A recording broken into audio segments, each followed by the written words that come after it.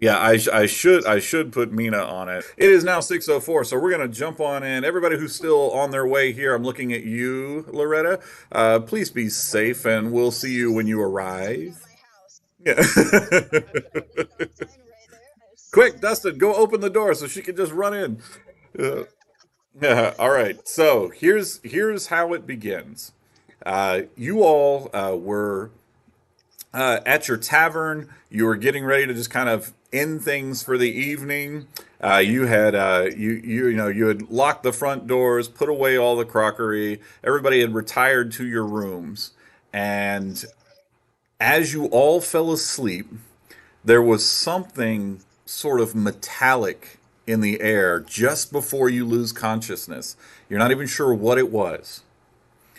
But the next thing that you realize is that you're awake. Around you is nothing but smoke and ash. It fills your mouth. You can taste it. It's in your hair. It's on your clothes.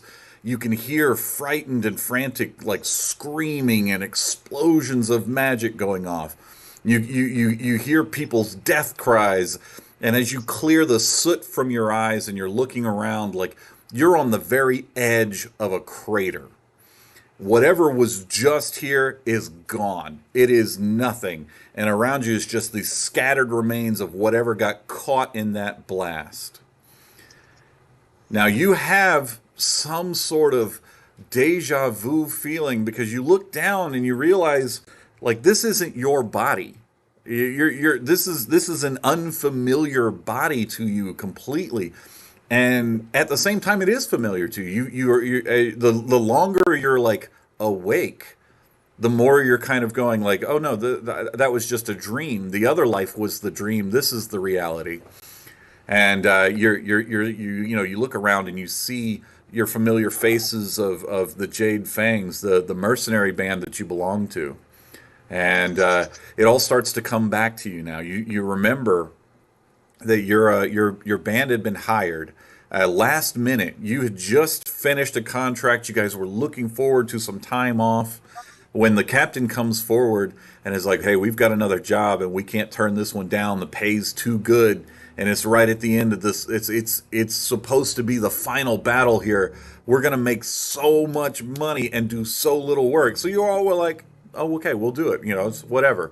We're gonna get there at the tail end." So you guys, for the last 2 weeks have traveled almost nonstop.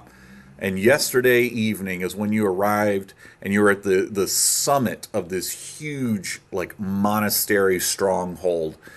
And there was hundreds of other people already here engaged in battle. Now you weren't told a whole lot about this. You were just simply told that the Kai Lords had finally been beaten back to their stronghold deep in this valley here, and your job was just to provide support. Like you were the final nail in the coffin. Your group was so vicious and such like a just a really dependable mercenary group. You call a very high price when people come and hire you out, but it's earned. Every last one of you are very good at what you do. Now, as you're like I said, now you're starting to remember just before you basically just kind of came to. There was this humongous explosion. Something originated, centered in the monastery, that exploded outwards and just cratered the entire valley. All of the troops that were here before you, gone, wiped off. And there's nothing, just like the very fringe mercenary groups are all that's left. And you look around and you think, well, we got paid. We did our job. Let's get out of here. So the Jade Fangs pack up. You gather what's remaining of your force, because you did lose some people. There's about 30 of you left at this point. And you leave. About a month and a half goes by. You guys have been traveling. You kind of didn't take any real jobs. You took, clear out a monster den here and there. But you'd started to hear whispers that there were survivors from this cataclysm. And then you ran into some of the people that you had actually met just before you guys actually engaged in battle. And they were telling you that there was something hunting the survivors of that battle, something that was coming for them and leaving no bodies behind, no trace of anything.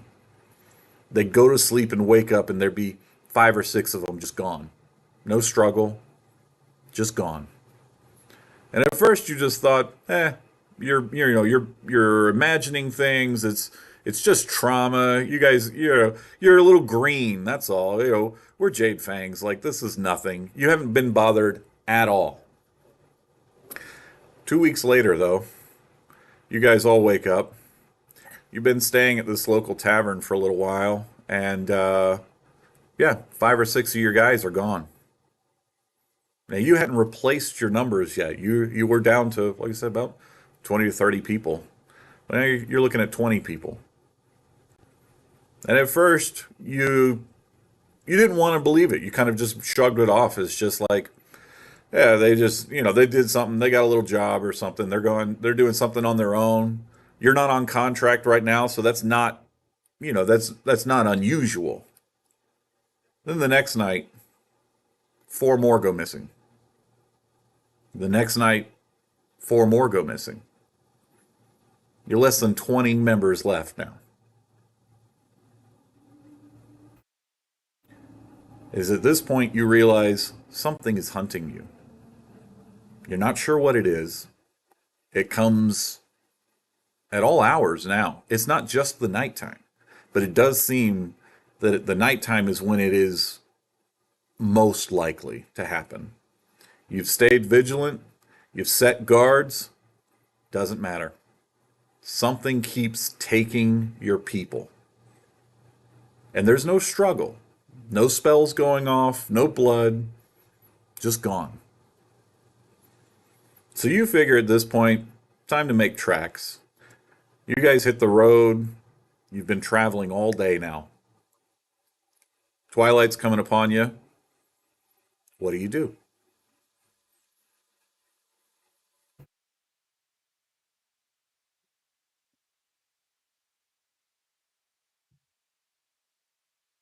It's an interesting situation we got here.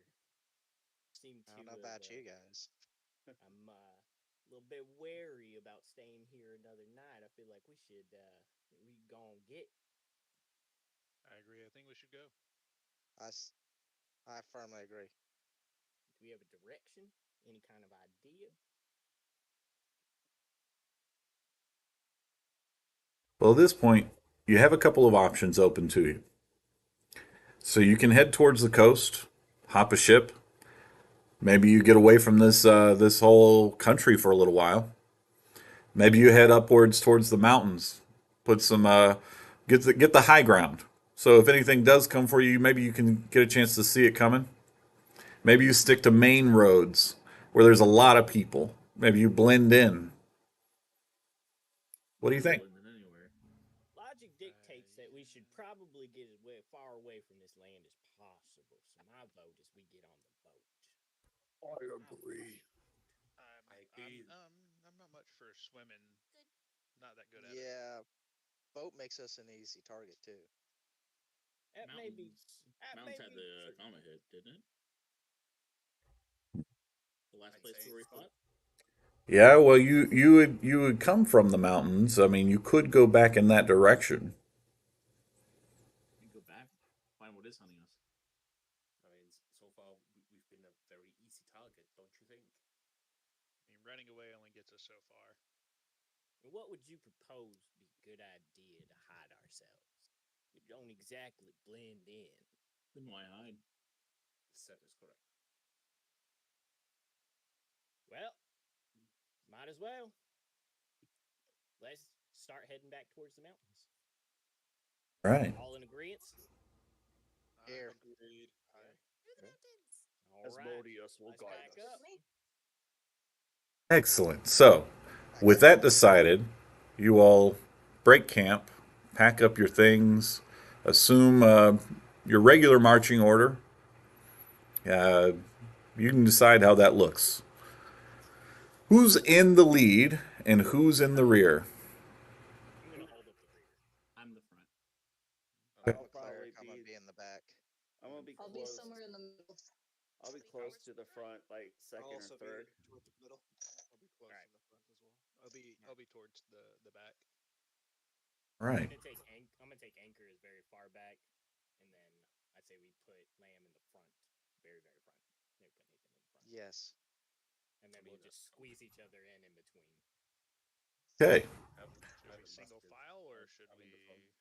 There's no reason to do a single file at this point. The way you're going to be traveling, you just travel in sort of a marching, more like a troop. Like a military group would travel. Not necessarily single file. You may be traveling 3 by 3. You may be traveling 4 by 4. It's however you want to do it. You can do 2 by 2 if you want.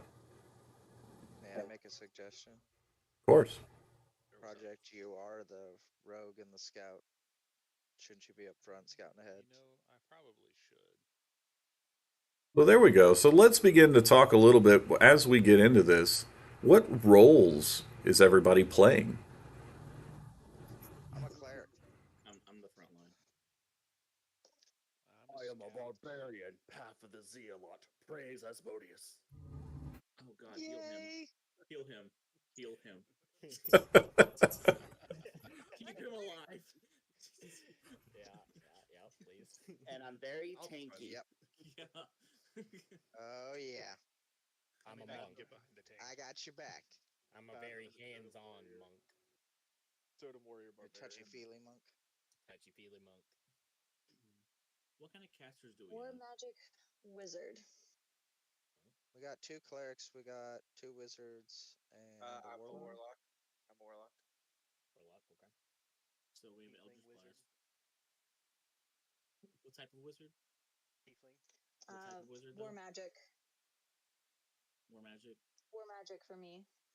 There should be a second wizard, maybe? What school of magic? No, war magic. No, for the other one. Yeah, one of you is War Magic. The other of The you, other one is. Order of Scribes. Pyro. Um, Yes, I'm order of Pyro's scribe. the other wizard. Okay. Order of scribes. Yep. I'm the astral Pyro is path monk. Okay. I'm a death domain cleric. Artificer Armorer. Pause. What are you? Circle of the Shepherd Druid. Twilight Domain. So the druids and the cleric need to protect the casters in the back, whereas I'm also in the back as well. I'm in the back. So, Yep. as astral I'm a monk. It's an hexblade astral path monk, yep. warlock. Okay. You're a hexblade warlock. Yes. You can come to the front too. You can come Yeah, to the front. Yeah, you that's should what go to the front. You can come on up here. Come on up here. We'll go ahead and have you come on closer. I might be a magic master, but I'm also should be up front. I mean, you get to play like the mid range. You could like go forth or back, We should wherever stack you feel all safe. the casters. We should stack in the middle, and we should split the melee between the front and the back.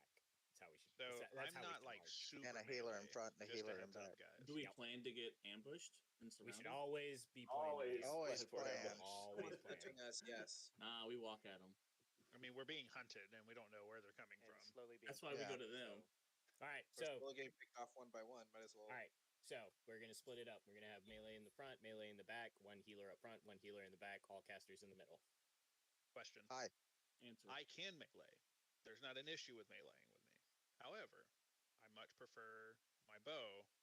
You'll be mid range. Then mid range for you. You're gonna be middle front because you're still our scout. Yep. I have firearms. What are those?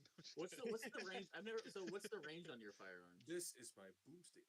I have a pistol and a musket. So, boomstick. Boomstick. the musket is 4120.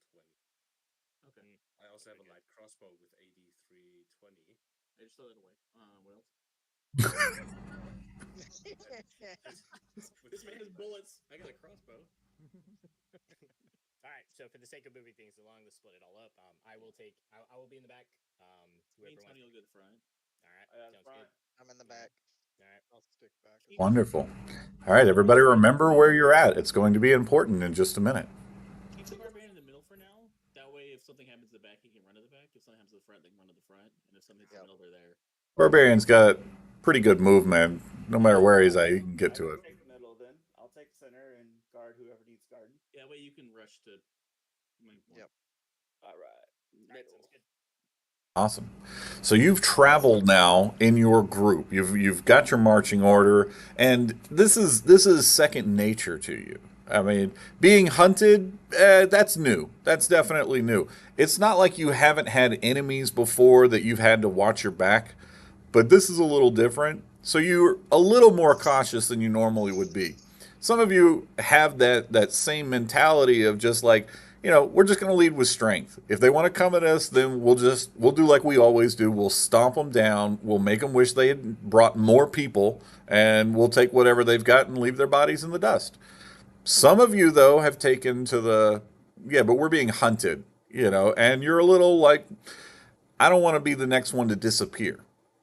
And there's several of you that are they're just members of your group that so far they're just following your lead.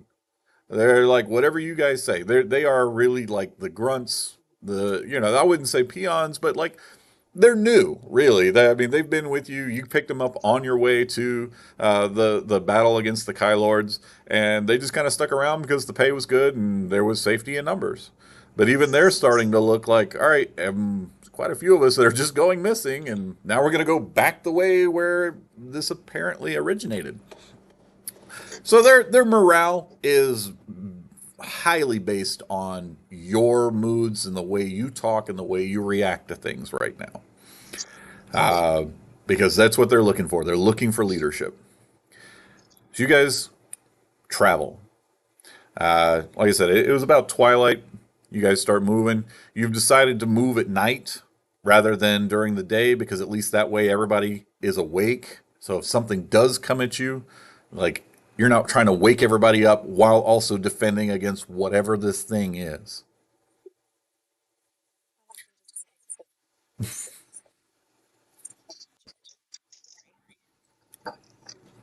All right. So you guys travel for about 4 or 5 hours into darkness, true darkness. Uh, as you get closer to the mountains, it definitely gets real dark, real quick. The mountains rise up all around you, and until the moon reaches like the middle of the sky, it's pitch black. So that brings up the question: who can see in the dark? Oh, I can. Dark Very vision. well. Okay. Most Better definitely. question is who can't see in the dark? Who's the odd people out? There are some of you that Uh-huh. can't. I can't. You can't. Okay. I surprisingly enough for once can. So one so far. Pause. Can you see in the dark? Yeah. You have dark vision. Okay. Nick. That's what it's called. He's a warlock. Yeah, you I don't think I have dark Is vision. it dim? Is it dim light or pitch black? It is pitch black. Once the moon gets a little higher in the sky and can clear the peaks of the mountains, then it will be like dim light. It'll be like low light will work. But right now, yeah, dark, dark. Then dark vision can't see either. All right, so we've established there's several of you who cannot see in the dark. So how are the rest of you either helping them along, or what are you doing to make sure that they don't just wander off in the dark? Wait, Tony, do you have dark vision? Right, that's what I'm trying to see. Where exactly would it be at? I'm sorry. It'll It's speed senses. and Speed position. senses. Yep. It'll Right say in the middle of vision. the first page. If it doesn't say dark vision, you cannot see in the dark. I can't see in the no, dark. no. Actually, I can't either. I have blind vision, so I can see 10 foot in front of me. I can take care of whoever is within 10 feet of me. I can see you very well. So I wait. am like a toddler holding on to your cloak at the moment. Artificer, rogue, and monk. Who else doesn't have dark vision? Centaur or rogue. Well, yeah, you said that. Never mind. Just kidding. Monk, rogue, artificer, Barbarian. I mean, barbarian can't. I have dark I vision. have dark vision. I Okay. can cast light as a cantrip if I'm a needed. human barbarian, so I have. You no dark can vision. cast light as a cantrip, can you? So there you go. So now that's what you have to decide. Can What I? is your light sources and who's carrying them? I will take a candle out of my backpack and light a candle. Okay. for the home. I can cast Produce Flame as well. Mine is on any object that I wish it to be on. So. I mean, I'm 7.5 foot tall, but I don't want it on me. Top of your head on your hat. My So ponytail, who would thank like? you. Who's at the front that would like a light? No, I would. I'd rather not have a light in the front. Yeah. I am in the middle. If anybody near me can't see, I'm willing to hold their hand if need be. I also To have make sure they a. stay.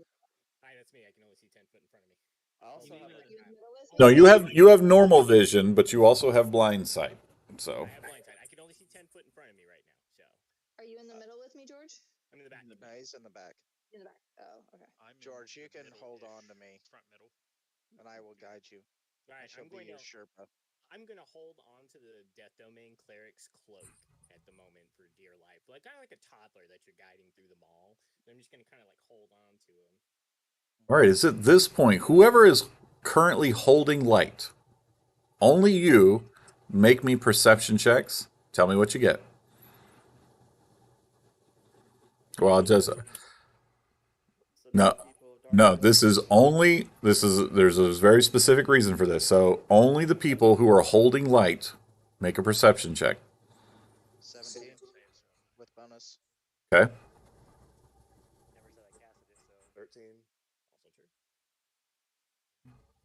Is that it? Okay. 17 and a 13. Okay. So pause. With your 17, you are the only one. I got a 17. Wait, who else got it? Duke. Duke had the 17. All right. The two of you who got 17s are the only ones who hear what happens. So you're standing there with your light, and you're marching through this pitch black darkness, and you hear in a language that may be unfamiliar to you if you do not speak Infernal. Anybody? I speak Infernal. Okay. What about pause? No. All right. So Duke, then, you hear in Infernal somebody or something say, infernal. but you were not a part of the perception check. No. So you hear very, very faintly, twin strike, twin strike, twin strike. Twin strike. Yep. Can I discern which direction it's coming from? Yeah. Is at this point you will all need to roll initiative as 6 arrows come down on top of you. Wow. Nice. Ambush. ooh, that's not good. I got a 12. All right, I am going to go down the list and name your character, and you give me your initiatives. All right, so Broxon Hearth, That would be a 15. Redbug, 12. Limb of the Swamp People, 15.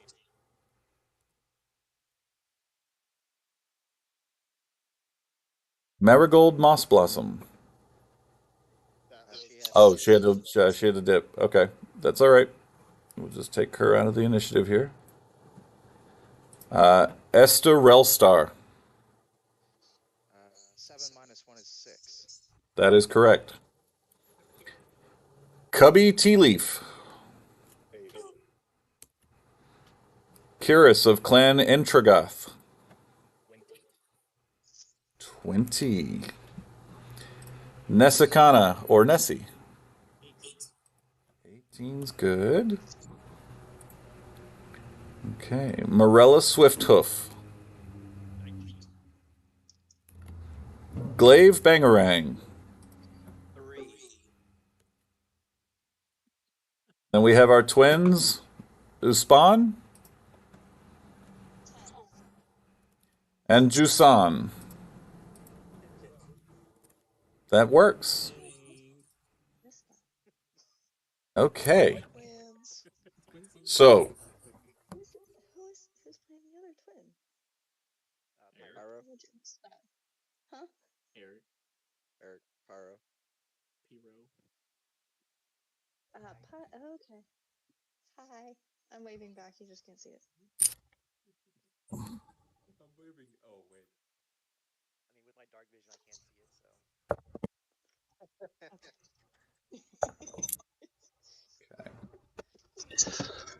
all right. Now, out of these 6 arrows that come down, 3 of them make impact. Do we get So reactions from this? this would be a surprise, and then we will go into actions after this. I will give Curious a reaction because of the blind sight. All right. To do I? The question is this: do I get hit by the arrow? Were you holding light? It was not. Then you would not. You were not a target. All right. So, can I see the arrows based off the light that was cast by the person? I think 3 people ahead of me. I believe three people ahead of me. I had someone with. Yes, Is there any way to and see that? the blind sight that you have also allows you once it's within 10 feet of you. All right. I want to try and I want to try and hit the arrow off and deflect it off the path. Okay, so we are going to deflect arrows here. Yes. All right. Essentially. Yep. So if let's see, so the way this, so if I'm using deflect missiles, it's just a reaction to reduce the damage.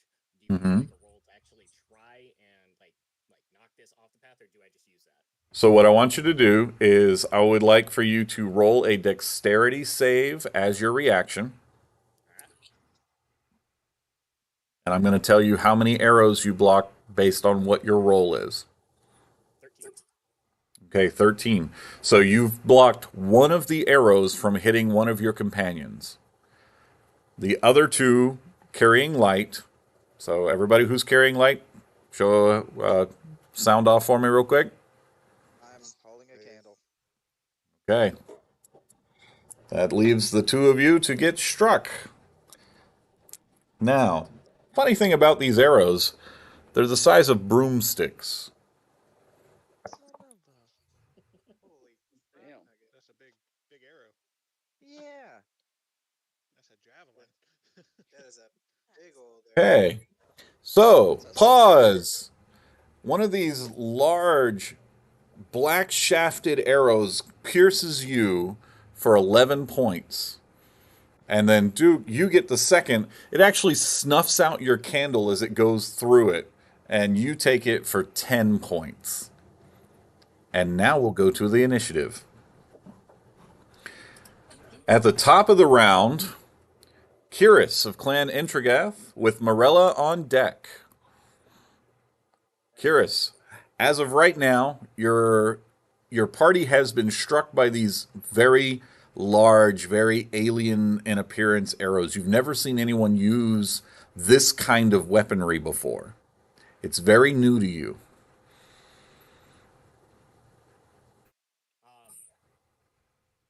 Question: can I pick up? Well, not question. I want to try and pick up a scent from the arrows.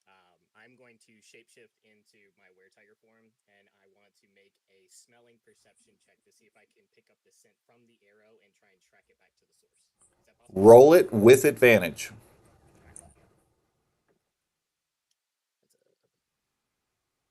With advantage, that's going to be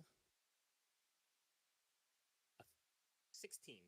Yeah. 16. 17, sorry. 16 was good enough. 17's even better, though. So when you pick up this arrow, the first thing that you get a whiff of is lizard, reptilian. There's something not right about this. And then you get a direction, which is, I mean, directly to like the right of you, like somewhere within 20 feet of you. I'm going going to tug on the domain cleric's cloak. I'm going to tug on Duke's cloak, and I'm going to point in the direction I'm going to go. There's someone in the woods right over there, about 20 foot in that direction. But I'm going to shout it loud enough so the rest of the party hears me, and sort of alert everyone to the presence. I want to. I'm going to bonus action. Go for it. I'm going to bonus action, and I'm going to dash. How far can you dash? Double your movement. I'm going to dash. I'm going to start dashing in the direction of where it's at. I'm going to throw his cloak to the side, and I'm going to get on all fours, and I'm going to dash in the direction. Let me know if I get within, like, if I see someone within 15 feet of me. So I'm going to start running in that direction immediately. That is very interesting because as you leave the light, the only thing you have to rely on is your blind sight, which only extends 10 feet. But I have the scent though, so I am going to travel in the direction of the scent. Yes, you will. I'm absolutely going to give you that you head directly towards your target, but I cannot give you that you stop or notice them within 15 feet. You notice them when they are within 10 feet of you. Okay, and that's when you see. What do I see? So as you tear into this turf, right? Bushes, whatever, you're going through it. This is your, like this is your hunting ground at this point. So as you go into the darkness all alone, leaving behind your group, the safety of the light, you come upon this ferocious looking, armored lizard folk with these eerie, gleaming red eyes. And it looks like it was scenting you. Now what do you do?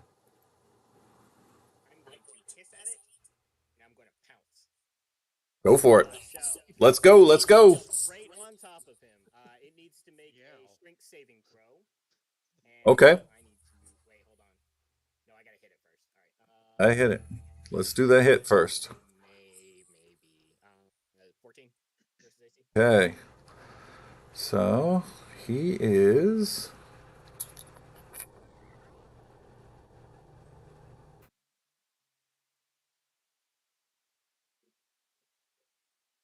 Let's see. Hold on. There we go. Okay. 14 misses. You like rebound off of that armor plating, and you realize like this isn't an animal. This is an actual like humanoid.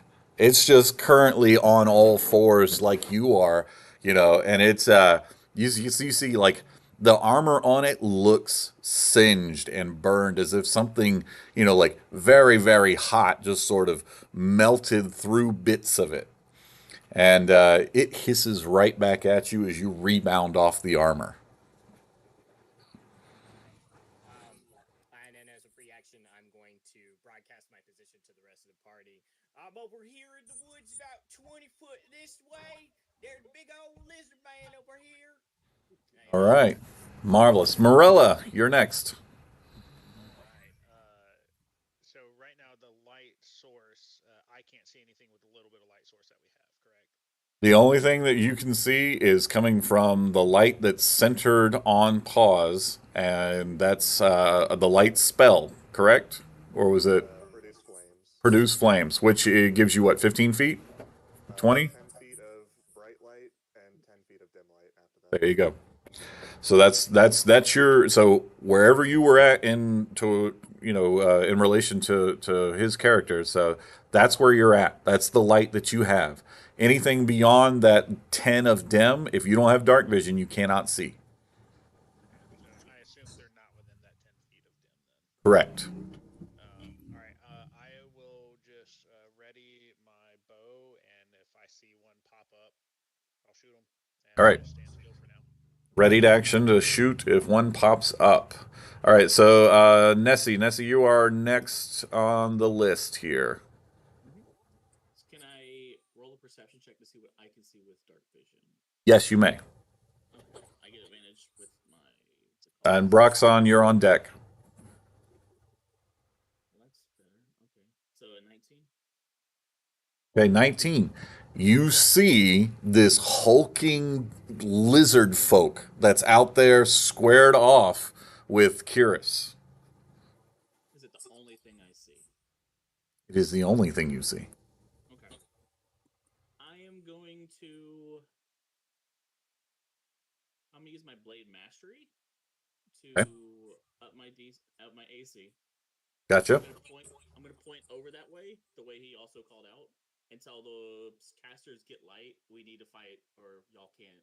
We need to see so we can fight, and still hold my position and stand next to Tony's character, who is. Where's Tony? Tony, what's your name? What's my name? Yes, Mirella. I'm standing right next to Morella. Okay.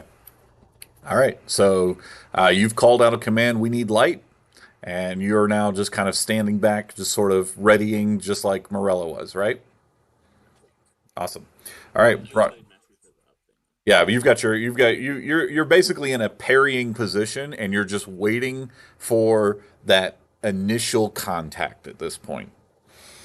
Broxon. I would also like to roll a perception to see with my All right. perception. I'm going to give it to you with advantage. So go ahead. At this point, it's been pointed out to you. They've actually, called it out. You've got people pointing in that direction. So I'm going to say you pretty much see what you see. Okay, 114. Okay. Yeah, you're good. So what do you want to do with that? Would I be able to uh, take a shot at it from where I'm standing? Yes. I will ready my musket and take a shot at this very grumpy looking lizard folk. Please roll those beautiful beam footage. Let's bring it up. Oh god, it's a net +5. Was that a natty No, one? it was a nat 1. Oh. Well, there's only one other target over in that direction at this point in time. Sorry, George. Now, the good news is that this particular individual has the ability to deflect missiles.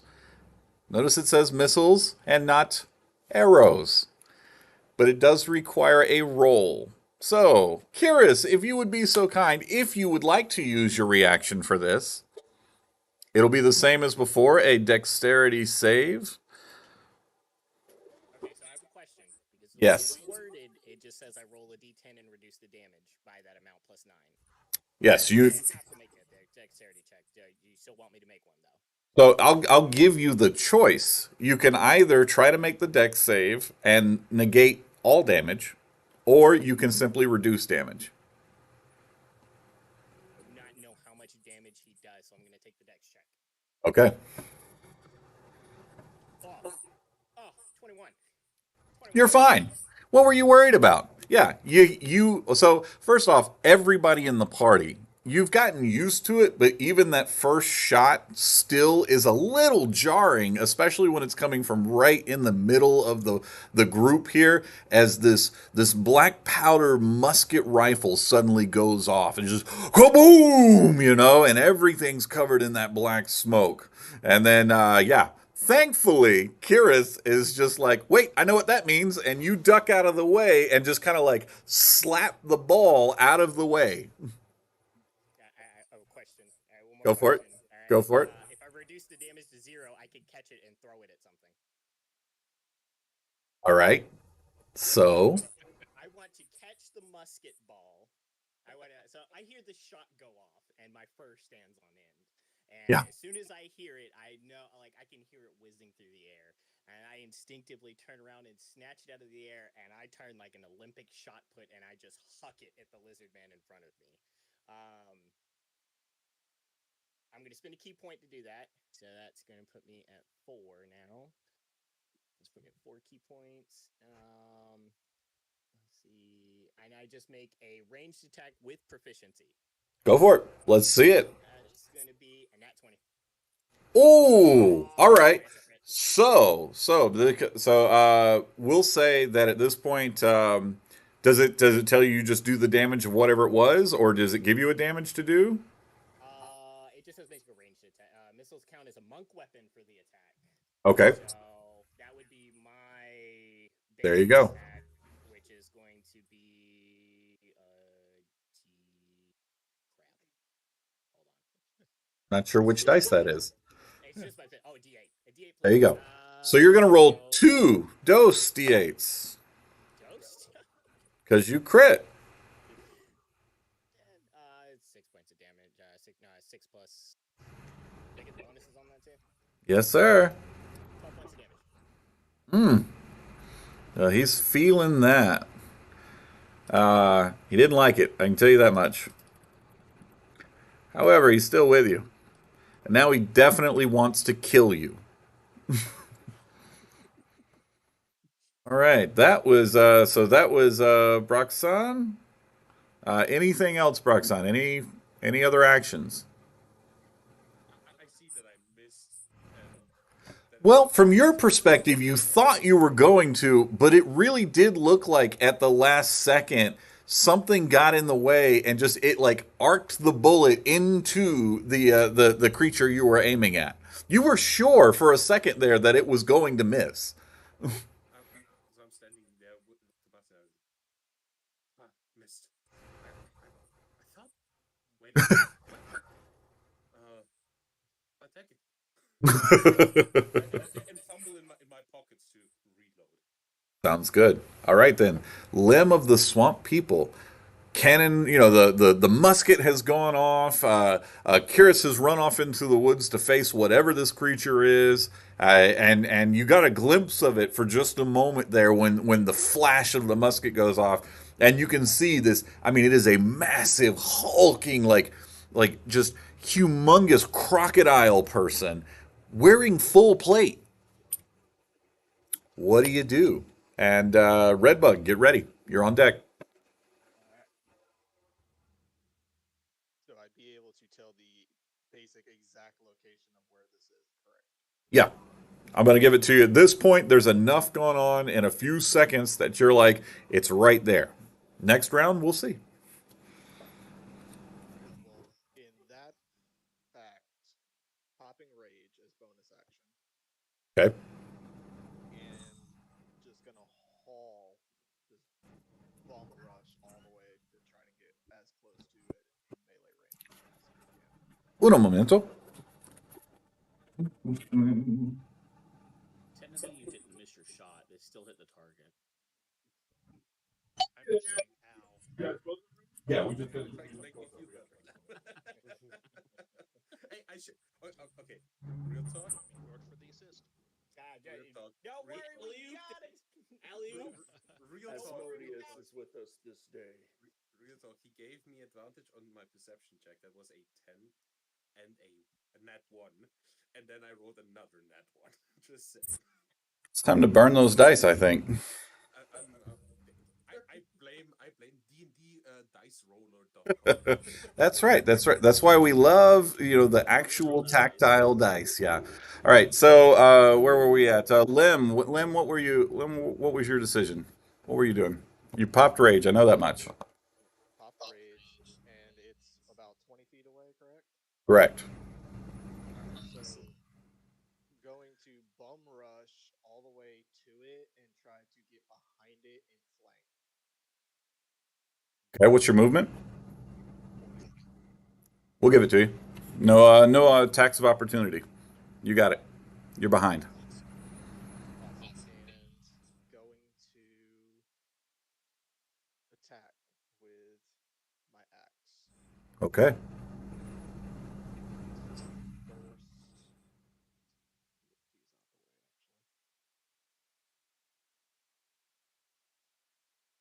actually. So the first attack is an 18. Okay. With an 18 will hit. 18 will hit. Go ahead and do damage.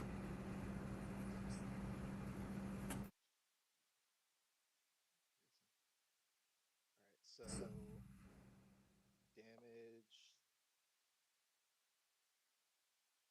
10 slashing along with. Wait. 12 slashing because of rage. And then along with 6 points of necrotic damage. Okay, that's a lot of damage you just took. And so yeah, so you see like your axe goes cleaving into this thing, parts through the metal armor like it wasn't even there. The necrotic damage that comes from like the blessing of your axe just starts to just tear away at the flesh underneath, just corroding it, and you get that putrid smell that just kind of fills the area real quick as like just the skin and the flesh just immediately instantly putrefy under the necrotic damage, uh, and it rears back. It is in a lot of pain from that hit, and you can see like there's that pus infected blood just pouring, just oozing from that strike there. However, still up. Right. Okay, So, along with, because I have extra attack, I can attack twice. so swing again. Swing again.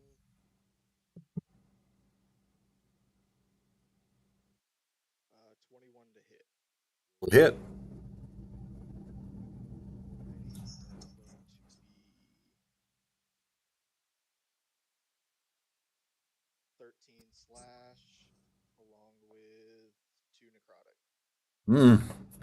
So once again, that damage comes in, and it's painful. You can see it like when you hit it, it makes a sound, and it's actually looking. It seems to be like looking around, like it's looking for something, and it's not looking for the two of you. Anything else?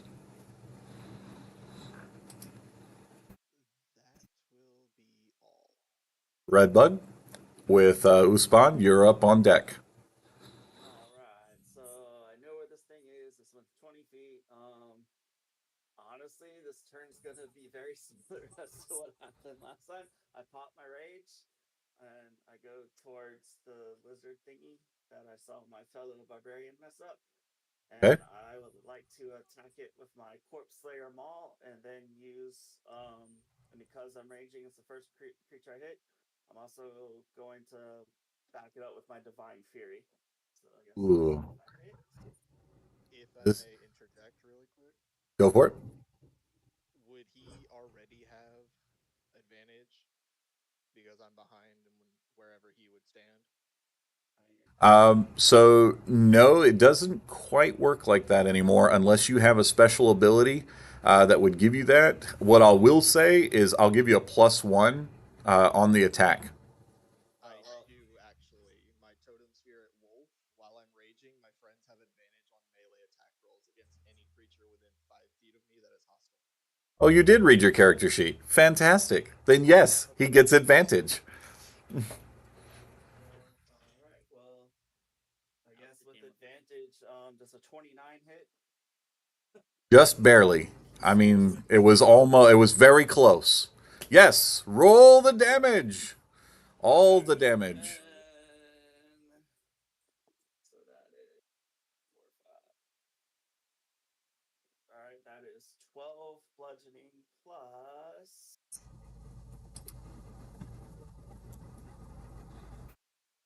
10. And I'm gonna go with radiant for my divine fury. Ooh. Okay. And then, yeah, is he still standing? Because I also have extra attack. Still standing.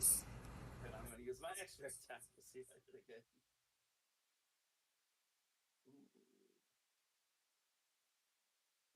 I guess 14 does not hit.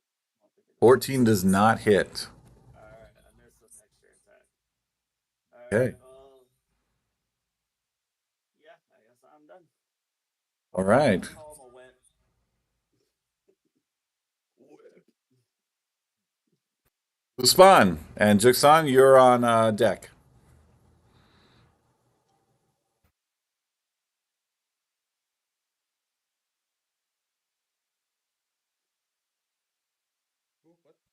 Usman? Nice, Shuriken. All right. So yeah, right. So I can see the one that George is fighting, correct? Very much so. That's been attacking. Okay. Yep.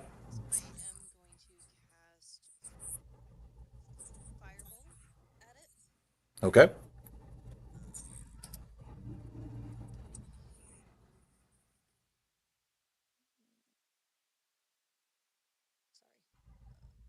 You're okay. Music somewhere. Alrighty. At an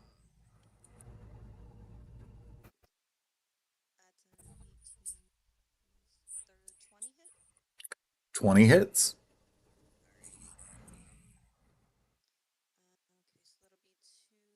Alrighty.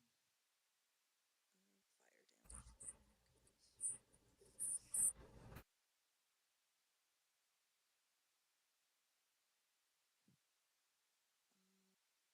damage there. Goodness. 11. Okay. So how do you want to do this?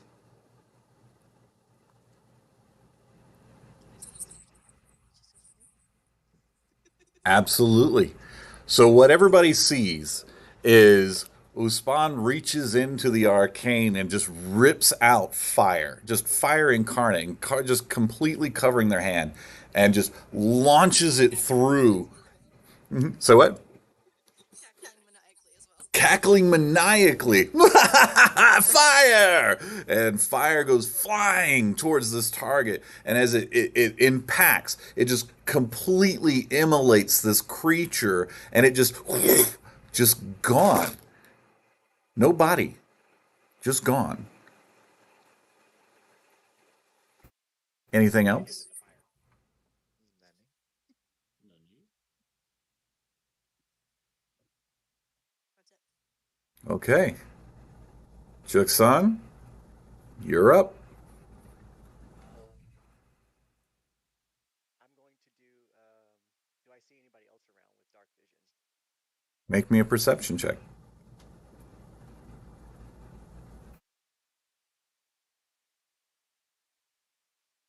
sure I get my d20. That helps. Yeah, don't roll the d12. Let's see. I have a 10 plus 1, so 11. You see nobody else. As far as you know, you guys are alone. You have vanquished the monster that was hunting you.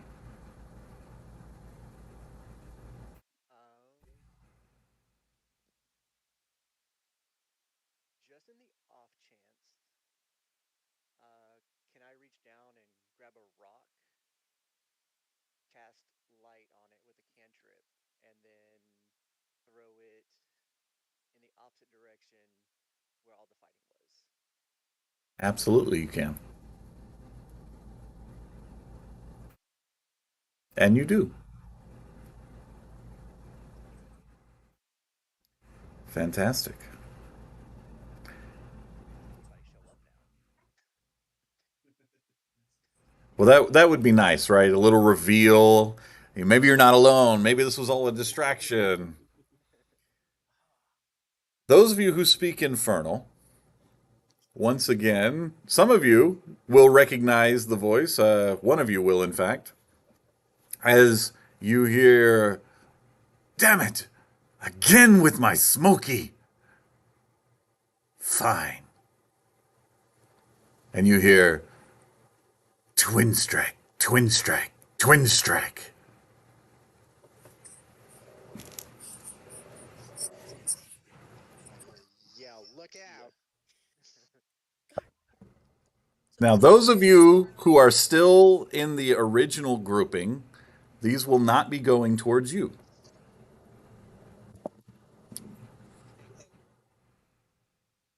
So that's just going to be Curious and Redbug and Lim that these are going to be targeting.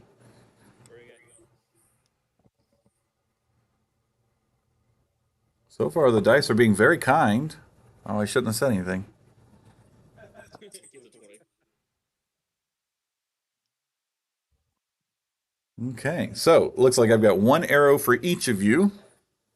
The lowest roll was an 18. And that one we'll say no, the one who did the most damage was Lim, if I remember correctly. So Lim, no, it wasn't. It was Redbug. Redbug. Does an 18 hit your AC? Yes. Okay, Lim, does a 19 hit your AC? Yes. And Curious, does a 21 hit your AC? Not if I roll this dice properly. All right. Your DC is 21. I got 9, so nope. All right. Once again, these broomstick-sized arrows. They're basically just a little bit larger than a javelin, but they are fletched and headed like an actual arrow. They come shooting down out of the darkness. Cacked. Let's see. Here we go. Ooh, that's not good. Curious, 15 points. Ooh, Lim, 14 points. Redbug, 5.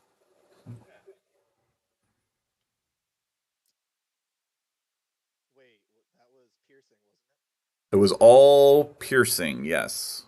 I'm raging, so that's half. Okay. Oh, I'm raging as well. Oh, yeah. I'm Thank you. seething with anger. Can I take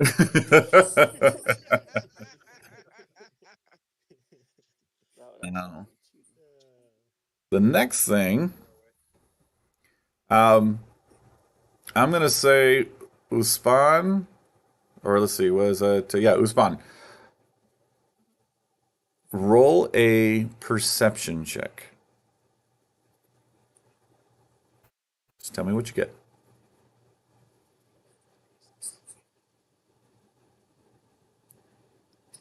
Did not like me. 9. Okay.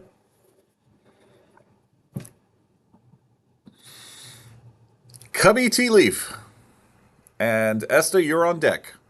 Cubby, what are we doing? Okay. So, bonus action, I'm going to summon a bear spirit totem over by the three people who just got hit by javelins. So they will gain 11 temporary hit points. Thank you, sir. Praise Asmodeus. And for an action,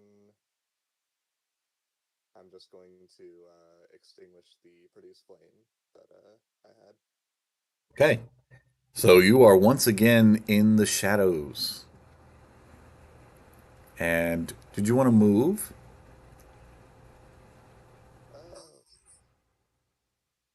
Yeah, I'm gonna move a little bit towards the spirit totem with all the other people, Okay. so that I can get the hit points as well.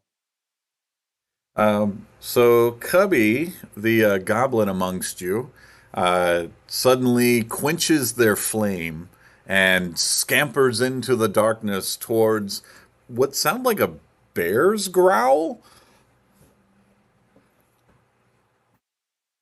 leaving the rest of you on the road there, or well, where you are at. Esta. Okay, you said I heard the direction that the voice was coming from, correct? Yes, I did. Okay, I would like to yell out to the rest of my party that, there's someone over in that direction and get them headed in that direction. Okay. Surprisingly, or maybe not so surprisingly, it's towards the rock of light that was tossed out just a moment ago.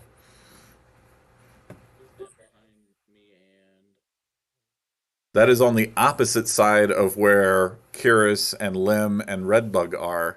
so it's Your basically in front of us? Correct. So it's going to be to the left, far left of where you're currently standing. If you have not changed positions, if you went off into the to fight the lizard folk creature, then it is very very far left to you. In fact, you may not even see what's going on or hear anything.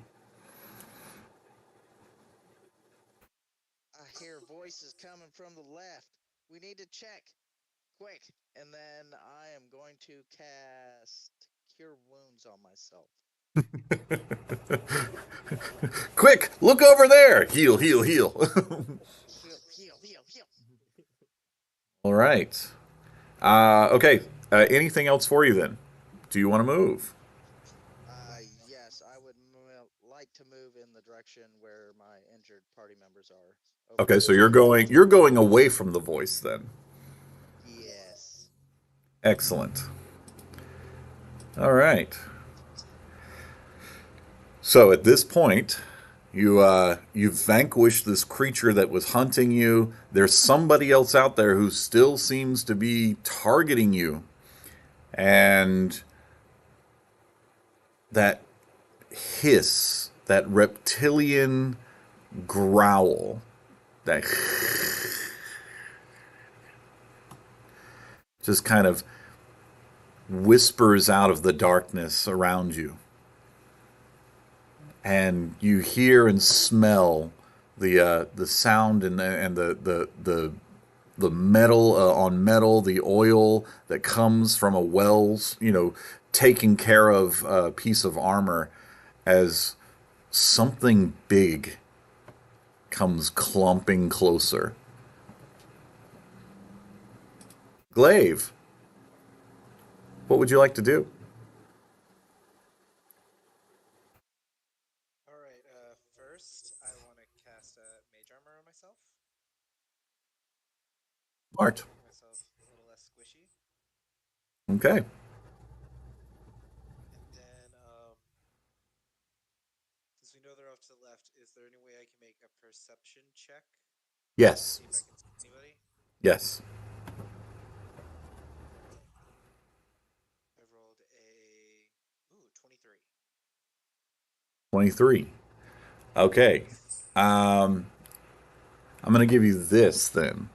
Do you have, are you proficient in Arcana?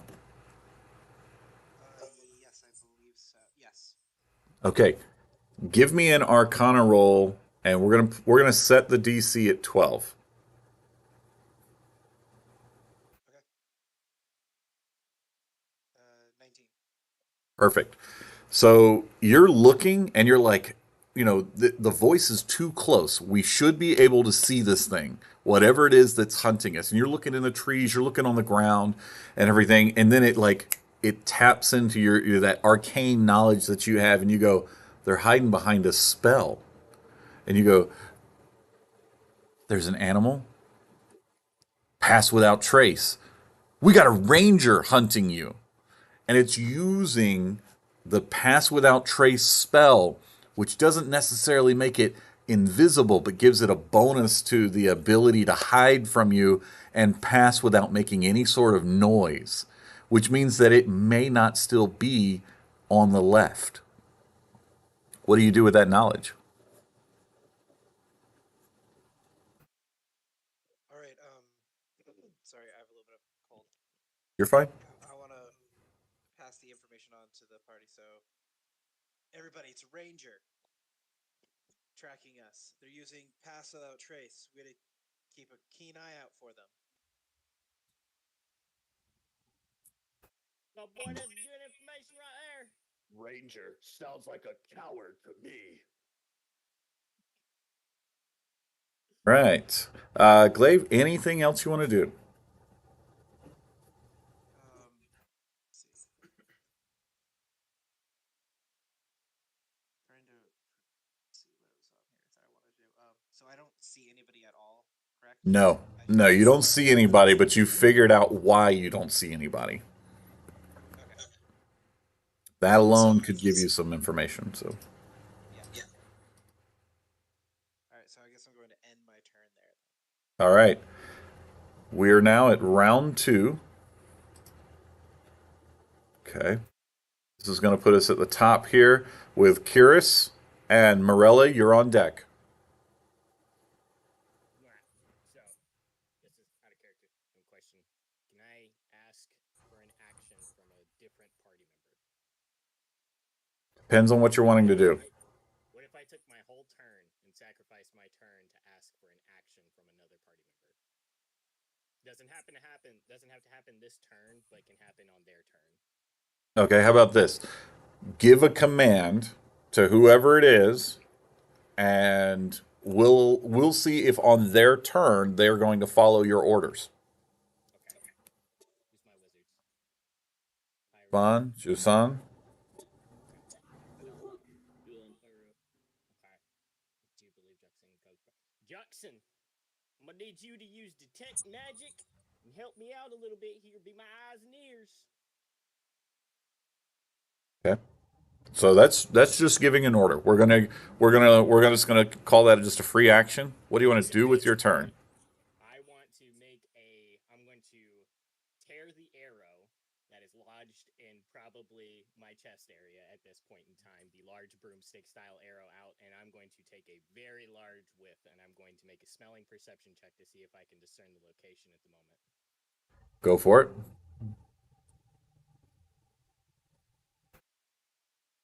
wait, do I have advantage on this? Oh please, I think I have advantage on smelling. I have advantage.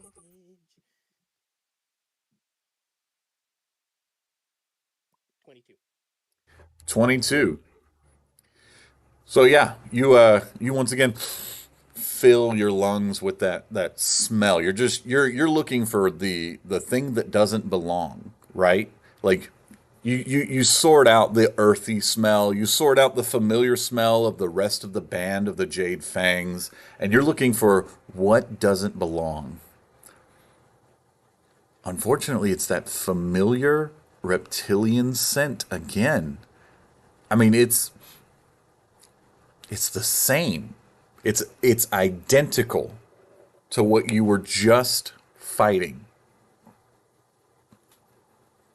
And it is you have like a moment before you realize it's directly over the remainder of your band of mercenaries that's on the field right now. The ones that haven't moved yet. In that split second, I want to take a bonus action. I want to I want to draw my flask of oil and I'm going to stuff a rag in it and I'm going to huck it in that direction. Done. You want me to make a range attack on that one? No, we're just gonna let it go. Yeah. Right. So what is your aim with this? You're just trying to throw oil over that way? To the best of my knowledge, with my smelling perception check, I want to throw this cask of oil in that direction to see if I can hit anything with it, and Mm-hmm. then that's going to be my focal point for my smell. Gotcha. Okay, cool. Yeah. Done deal. So you toss this flask of oil. It arcs through the air and shatters, coating the armor of the creature that you just saw burn up. The identical creature. Just and it's coated and dripping and it's descending from the sky directly onto some of those initiates, basically those people that were with you this whole time, and they don't even see it coming. Free action. Look over there. We got him. We got him. Look up there. You see that flask of oil? You can smell it. It's pretty good. Look over there. There's a person right there. That's who's shooting at us. All right. Did you want to move at all? Yes, I'm going to.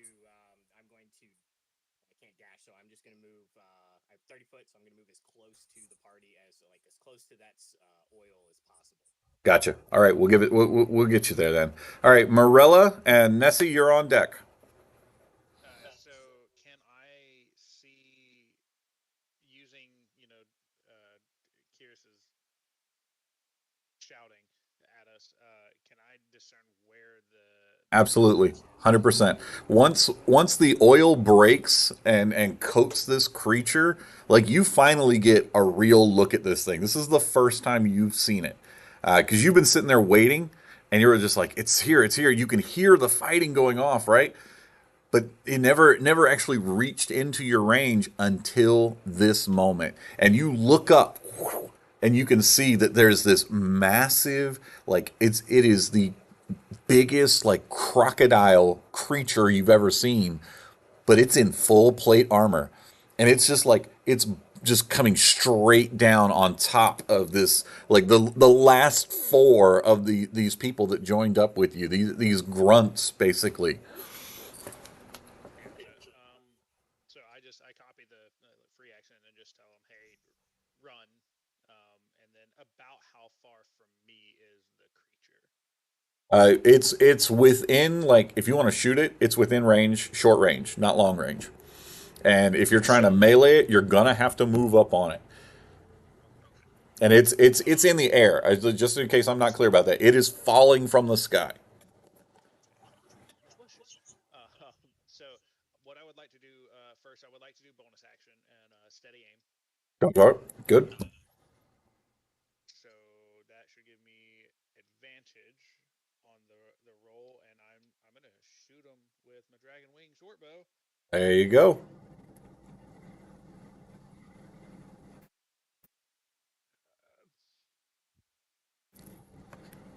What's plus six? Oh, just kidding. 13. Yeah, 13. 13. Yeah, the arrow goes wide. It's falling and you're tracking and you're just like, all right, steady aim, steady aim, steady aim. But it's moving too fast for you to get the real time you need. You're used to hitting like stationary targets or targets that are just moving at a normal speed. This thing is dropping basically at like terminal velocity on top of these guys, and you just cannot Also keep up. psychic for my element on this. Okay, cool. Yeah, so you fire that arrow off, and it just arcs over right where it used to be. And this thing comes crashing down on top of these guys. They weren't able to get out of there in time. What do you want to do now? That's all I got right now. Alrighty. Nessie, you're up. Broxon, you're on deck. Since this thing basically just crushed four of our new people and they're dead, I assume it is the If they're not, crocodile they're very unhappy.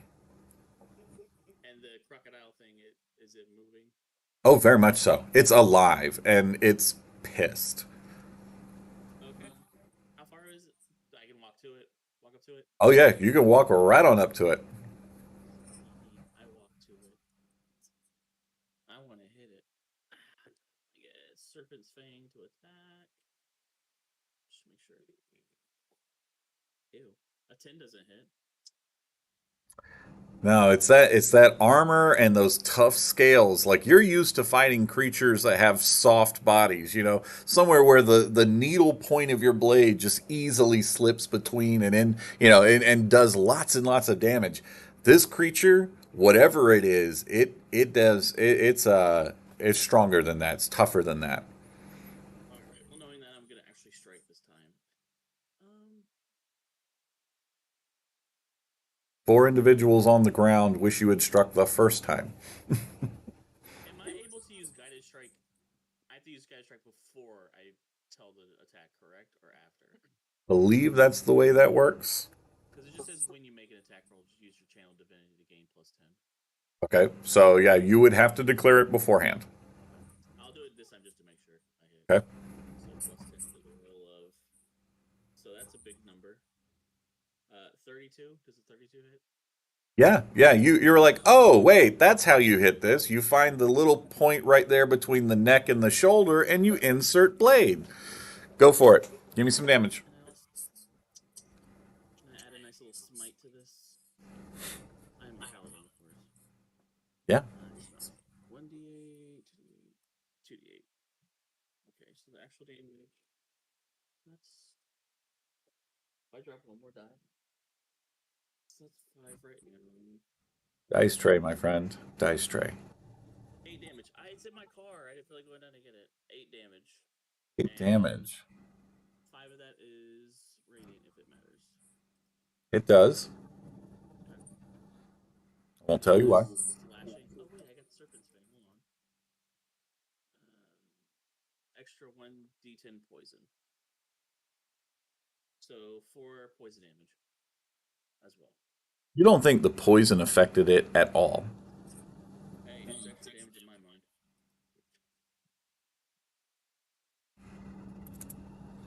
mind. Okay. While your strike was precise, The damage that went through did not seem to bother it as much as you kind of hoped it would. And now it's turning that slitted gaze towards you. At which point, we will now step over to Bruxan and Lim. You're on deck. This thing is still covered in oil, right? Oh, yes. I use my cantrip, Firebolt, and try to set it on fire. All you got to do is hit. Yep. So that would be with my, remind me again, right? Spell attack. Spell attack and bonus, right? That's correct. Okay. So 22. That'll do. 22 impacts. So do your damage and roll an extra d4 for me. Okay,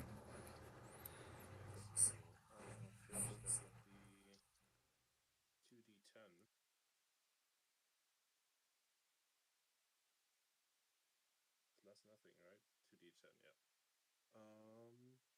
2d10, yeah. For 5 and 19, right? Right. Total 8. Okay, total of 8 damage. It knows it doesn't like fire. So when you hit it with the firebolt and that oil ignites, it immediately is like jerking and trying to roll on the ground on top of these 4 helpless, unfortunate individuals as it's trying to put itself out. Whoops. Oh no, Private Pile. Definitely dead now. All right. Anything else? Lemon, Red Bug. Lim, you're up. Red Bug, you're on deck. Alrighty. So There's something happening. You hear a commotion. There was fire being tossed around. There's I mean, you had gotten really close to some of these guys that you don't know the names of, but you hear their death rattles underneath something large and hissing. Very familiar to what you just were attacking. I just see some big fire puddle just writhing around. Gonna run towards that fire puddle. Okie doke. You got the movement. You get there. And this is he's considered prone right now, isn't he? Yeah, So I would get advantage on melee attacks, correct? correct. Awesome. So with that in mind, I'm going to use Great Weapon Master to take a -5 penalty to the attack. Add that plus 10 to your damage. And then if I hit, I will add +10, yes.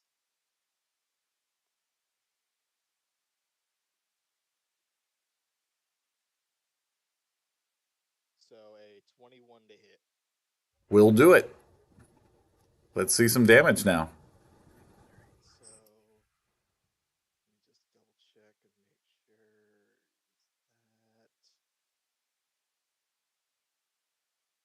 So that is 20 slash Mm-hmm. along with 1 necrotic.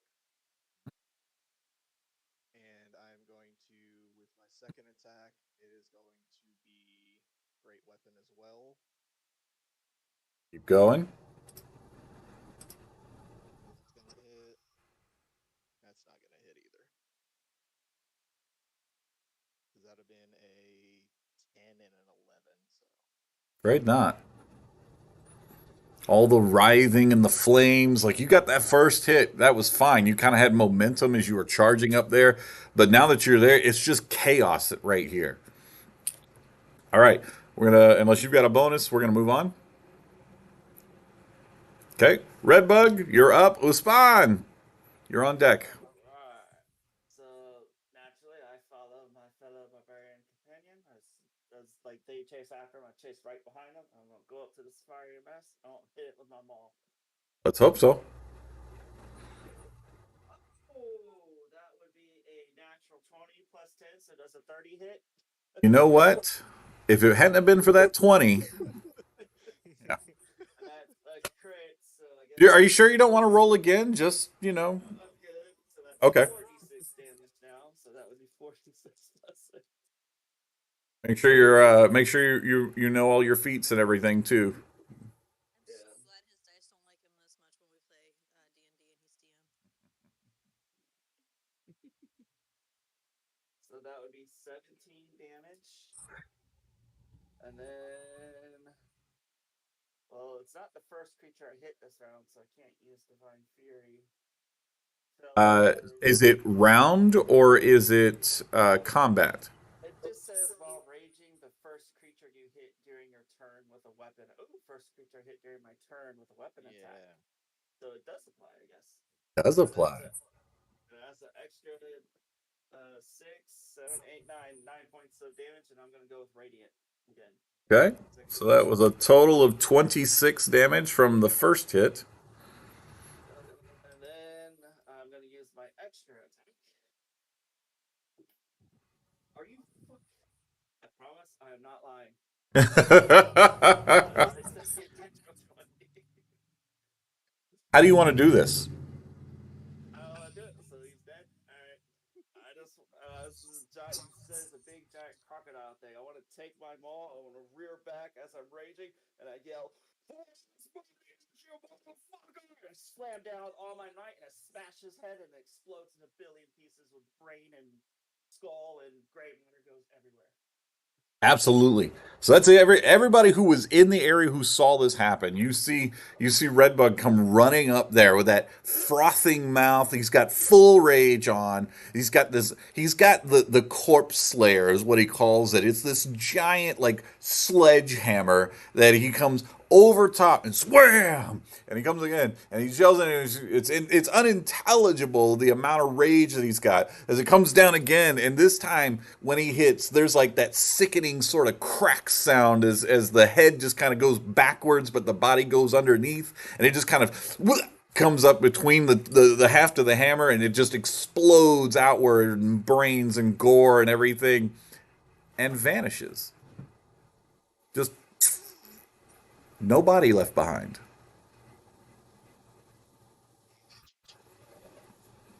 Technically ends my turn, but it's like, are these phantoms? What is this? What sorcery is this?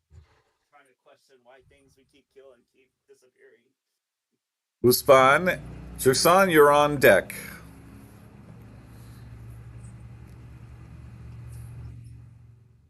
Can I look around or listen around to see if I can find anything else that might be near us? Sure, perception.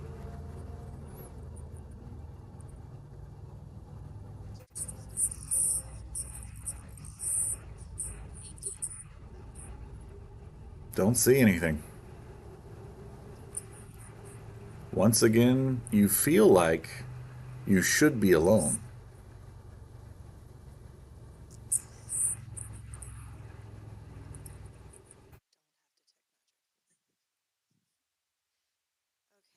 Okay. Can I just kind of stand guard, kind of prepared for if something else pops out? Okay, so are you wanting to hold your action or ready in action? Hold my action. Okay, so we're going to move you through the initiative. When you're ready to come back in, tell me, and that's where your new place in initiative will be. Jusan. Yeah, I don't have detect magic either. You can do it there, buddy. Make sure you look for the person. Yeah. I'm encouraging you from the sidelines in a southern accent, a deep one. Why you're a southern monk? Why not? You're a southern astral monk. No, I'm Why Florida not? man. I'm Florida man. Let's see. God, that's just what we need. I am going to. I guess I'm gonna try and make a perception, see if I can't detect anything. I don't have anything else I can really do. Go ahead. All right, I'm using my 20 this time. Nope, I don't see shit. Natural one. It says with confidence. All right. Yeah. So, is there anything you want to do besides look around and see nothing? Um. Let's see.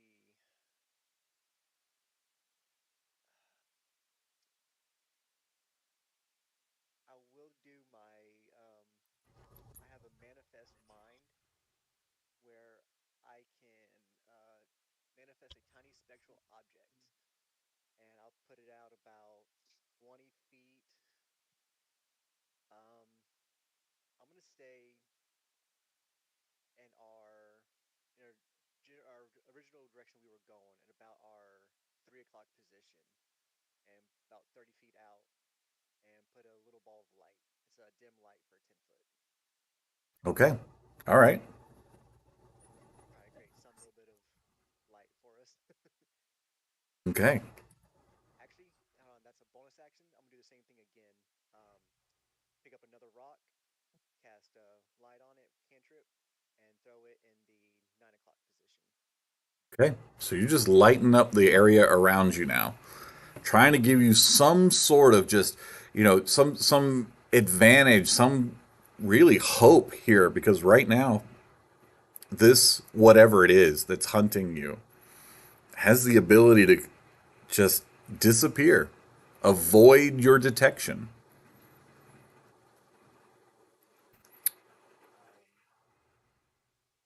and I guess I will move.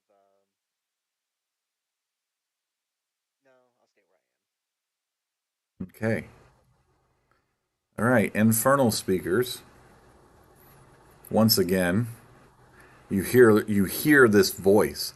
It is much more agitated this time. It is just like, again, again. Why? Why? I hate this. I hate you. You think you got away with it, but you don't even know what's waiting for you at the end. I know. You are going to die.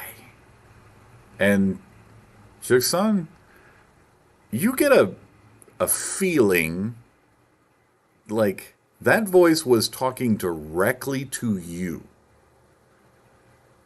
Now, whether or not you understood it, that depends on your languages. I But did. you feel like, wait a minute, why does it feel like that menacing voice was talking directly at me? And then you hear, split the tree.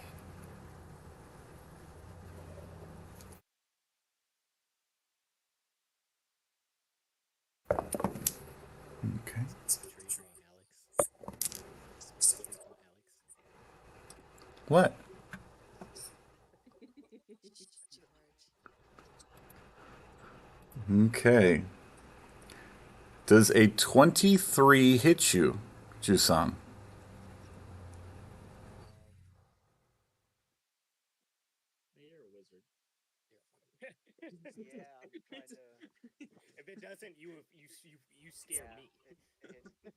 Well, I was trying to see if my shield reaction would help me out, but it's not going to. You're a wizard, Harry. You were a wizard, Harry.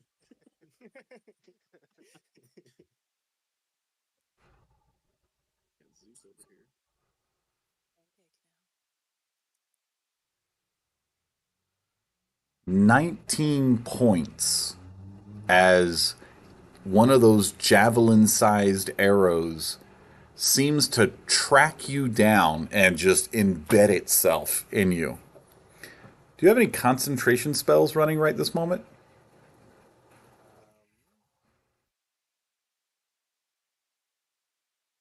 Um, I don't think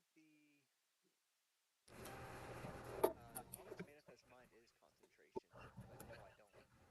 Okay, so you need to roll a concentration check for your manifest mind. How close is he to me? Um. Not even 20. Oh well, it doesn't matter. I mean, he is not close enough that you could like intercept. We'll say My that. aura. The Yeah, aura. your aura. Yeah, I've got a aura protection. If he's Okay. making saving throws. This is not a saving throw. This is a concentration check.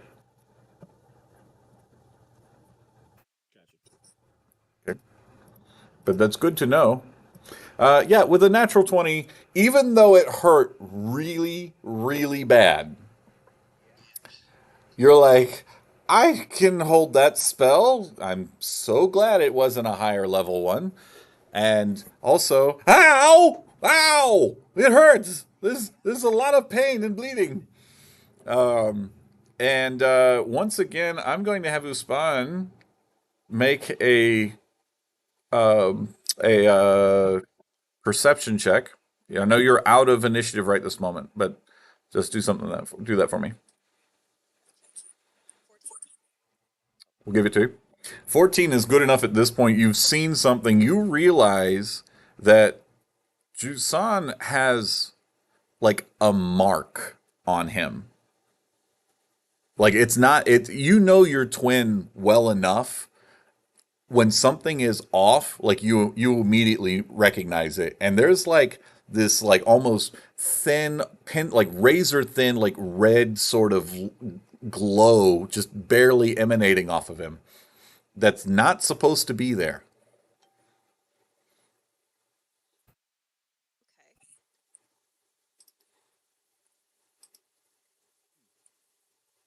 All right.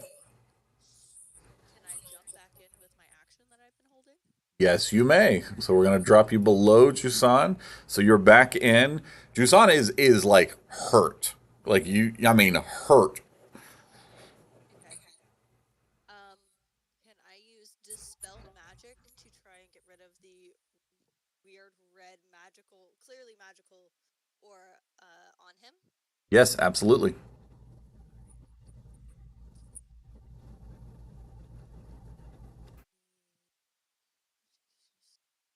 Okay.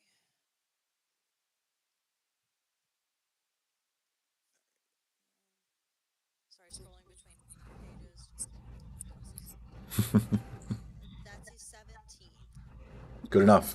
So yeah, you once again it when you do your magic, it's like you're reaching into this invisible sort of like fabric that nobody else sees, but you're just so familiar with it, and you like reach in and just rip it open above his head, and like the purifying arcane energy just washes away whatever it was that mark on him of whatever kind of mark it was. And you hear that voice once again. Is like, I got four of you. That's enough for now. The rest are waiting for their turn.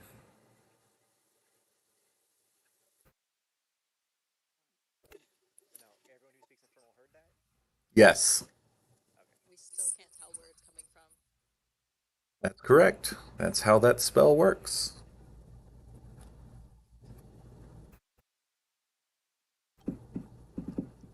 We're gonna drop out of rounds.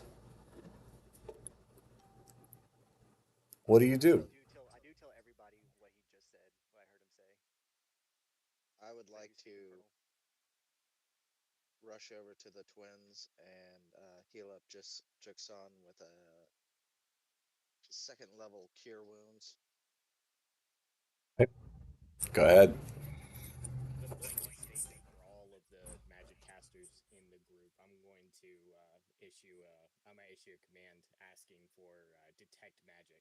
Anyone who has detect magic, please use it promptly. In a Florida man accent. Yeah, let me get. Nope, just kidding.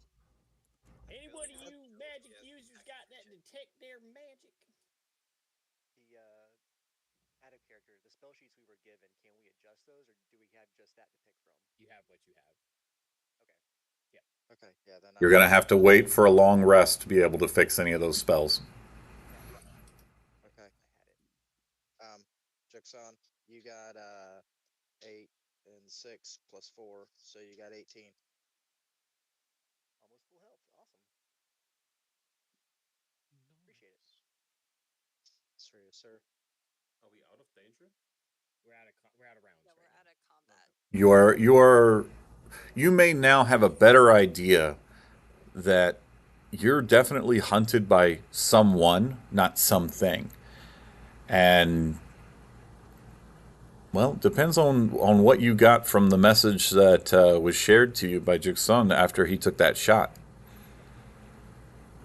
I'm going to reiterate my statement again about detect magic to the party. A little bit Don't think louder they this have time it. with a little bit more bass. Well, no one said anything, so I don't know. I told you I don't have it. Right, I don't No, have it either. I thought when it was my turn, I told you I don't have it. I Well, don't you have it. did. You did. He said but all this magic is casters. this is all magic Gotcha. casters because we're Okay. out of Okay. rounds right now. Who said the thing about the ranger? I did. I said the thing about the ranger because I was able to use my Arcana check to figure that out. Okay, so we can't outrun it. We can't hide from it. All right, so I can't understand what's being said. It's being translated for me, but I can.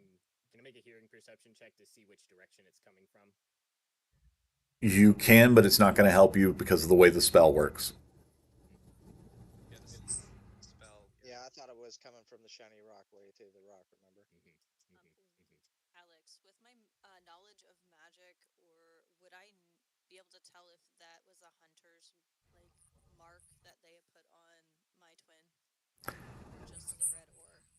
You think now that you've like got a moment to like kind of breathe for a second and like your brother is not in mortal danger. Yeah, like you're like, okay, take a step back. What did we learn from this? And you go, hunter's mark. Absolutely. I'm gonna stay vigilant on watching party members for any potential shift out of aura. So whatever that is, perception checks every, you know, 20 minutes or so on Gotcha. our journey. Then All right, so I know what I'm looking I'll for now. yeah, what we'll do is we'll use your passive perception for that. That works. Do you Okay. want me to Yes. repeat after? What? Somebody else was saying something. Somebody said, I will Yeah, also. Shy. I was. Oh, I said that I'll also try and keep an eye out and ear out. I guess. Does anyone Okay. have another oil? Does anyone have another oil flask? I do. Can I have it? Sure. Let me have that there oil flask, Mister Barbarian Man. I think I got an idea.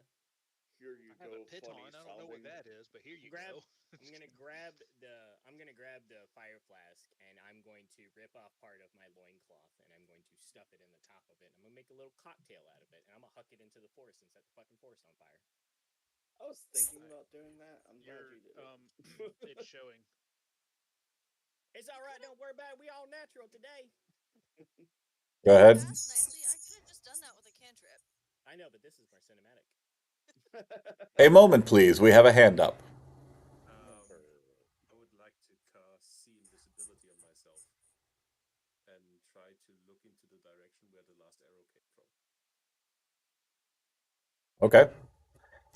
Then roll a perception check with advantage.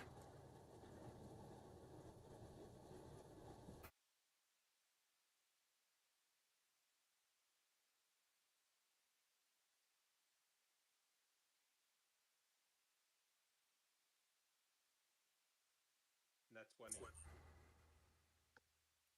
So, what you see is disappearing into the darkness just outside of your like there's the limit of your range of vision. This is what you see. This tall, slender, dark-skinned elf carrying a bow that looks like it was taken off of a ballista. And on his back is this like again it's this huge quiver. You recognize the arrows at this point, and it's like that's the last thing you see before it just vanishes into the darkness beyond the range of your vision. Yeah, I would. But it does seem to be I'll give you this one more thing. The direction that he was running was further towards the mountains in the direction you're already going.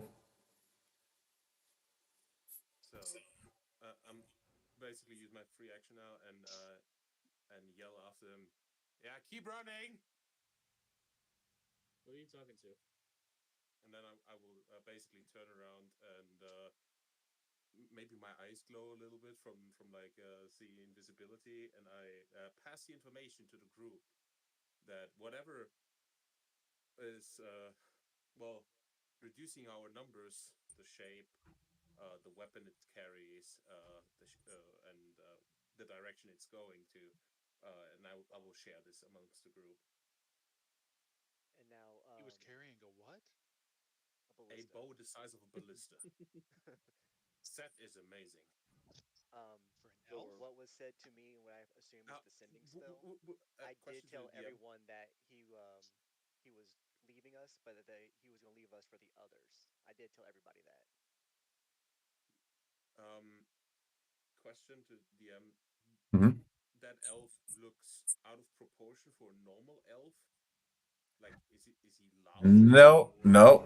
no? He is. That So is he's a just huge ass bow. yes. Damn. Okay, Okay. so Yeah. I basically described this what I saw directly to the crew, and So I'm pointed definitely shocked. pointed to the direction. I'm still setting the forest on fire. Um, I committed to the action, so I hucked that oil, like I hucked that Molotov cocktail like a decent, like away from the party. So I'd say like a good like 30-40 foot into like the middle of the like brush. So it's away Not from them again. at this point. And it just they ain't got him. Why? Yeah, the it's so dark. your druid is looking at you with absolute disgust. Don't you worry, we'll get you another one. I pat him on the back. A totem Another, totem another warrior forest. barbarian as well. He's gonna be like, I he's shoulder my musket. gonna look at him as he throws the Molotov. And be like, there goes our food and water, you idiot. I'm gonna stand up on my hind legs and put my fists on my hips and go and just like kind of nod at everything I've done. My is job well done. Job well done. I'm also bleeding Looking profusely. cross-eyed. Yeah. I'm also bleeding profusely from the chest. Wait, does he say? Do you say job well done? Yes. I look to the four rolled to a pulp recruits of ours and sigh. Yeah. Didn't Yeah. you do that? That Cyrus is currently like standing in the middle of these four corpses, on his hind legs, bleeding, forest on fire. You see the fire like cross behind you guys, cutting off any sort of retreat you might have had. And he's just like, job well done. Pretty I'll bad. I'll walk up to George, or not George. I'll walk up to the horse and heal him for cure The wounds. horse. Oh, Morella. Wait, me? I'm fine. I I'm thought not. George was a horse. I'm not a horse. I'm a cat. He's a monk. I'm a kitty. Wait. Who needs healing? I'm healing Me. George. Cat. I'm healing George. Hold on. Who needs I'm healing? Who As else needs healing? I have a gaping hole in my chest. I took 2 damage. I'm Morella fine. am okay. Okay. So what do you do now? Behind you, the forest, the direction you came from is an inferno. We can't go that way. George Have to go 15. forward now. George. George See, 15. thank you, thank you, You're thank I you. mean, welcome. can I 15. use enough control flame enough to actually make us a pathway if we want to go back? We're not going back. Okay. Yeah, there is We're no already point. committed to There go is no forward, going so we might back. as well just keep on going. You'll be Follow going the back. danger Get that forward idea. then. Let's go Onward forward. ho! Between There's the Chase a him. way Curious we can to beat see him this knife here with to the the strength of mountain. an orc. Yeah, chase him. we have two barbarians, correct? Yeah. Yes. Yes. Good. Which one of you have dark vision? I do. Take the front. I'm gonna stay in the middle next to the wizards. Agreed. I'll take the front, I and don't I'll have dark describe. vision either. And I'll I'm gonna I have keep. dark describe vision in the everything back, that I'm so seeing. Let me keep my position. Hexblade, do you have dark I vision? also had a torch Glaive? that I really don't I have need. dark So vision. I'm one of the wizards and I have dark vision. does anyone need a torch that they could I use? do. I still have my manifest mind up, so I Here, have a here is 10-foot radius of dim light. I can keep it like 60 after feet what in just front of happened, us. I don't want a torch. Glaive, do you have dark vision, Glaive? Does No anyone? torches, no lights, grab hands. Come on, Glaive. All right, then I'm gonna I'll put put it my back in cloak my in bag. George's hand and be like, "Let's go." I immediately grab Duke's hand and start holding his hand. I'll flex my Everybody that mighty. cannot see in darkness, grab a buddy. I'll Glaive, I'm flex gonna my skip. muscles with my arms I out grab so buddy. people can like grab onto my muscular bicep. So do I need to take my manifest mind down? So your manifest mind is stationary. No, it can travel with me. Oh, you want to move it? It up to 30 feet, or is it 20 feet? Unoccupied space of your choice within 60 feet of you is tangible and doesn't occupy space. Uh, Alex, do. I understood. Glaive, do you have dark vision? Me? No. No. Who's the The druid? spectral mind stops manifesting if it's over Me. 300 Same feet away policies. from me. Do you have dark vision? Yeah, I do. Take the front with the Okay. Zealot Warrior. Okay. All right, let's move. So All Does right. anyone else need healing?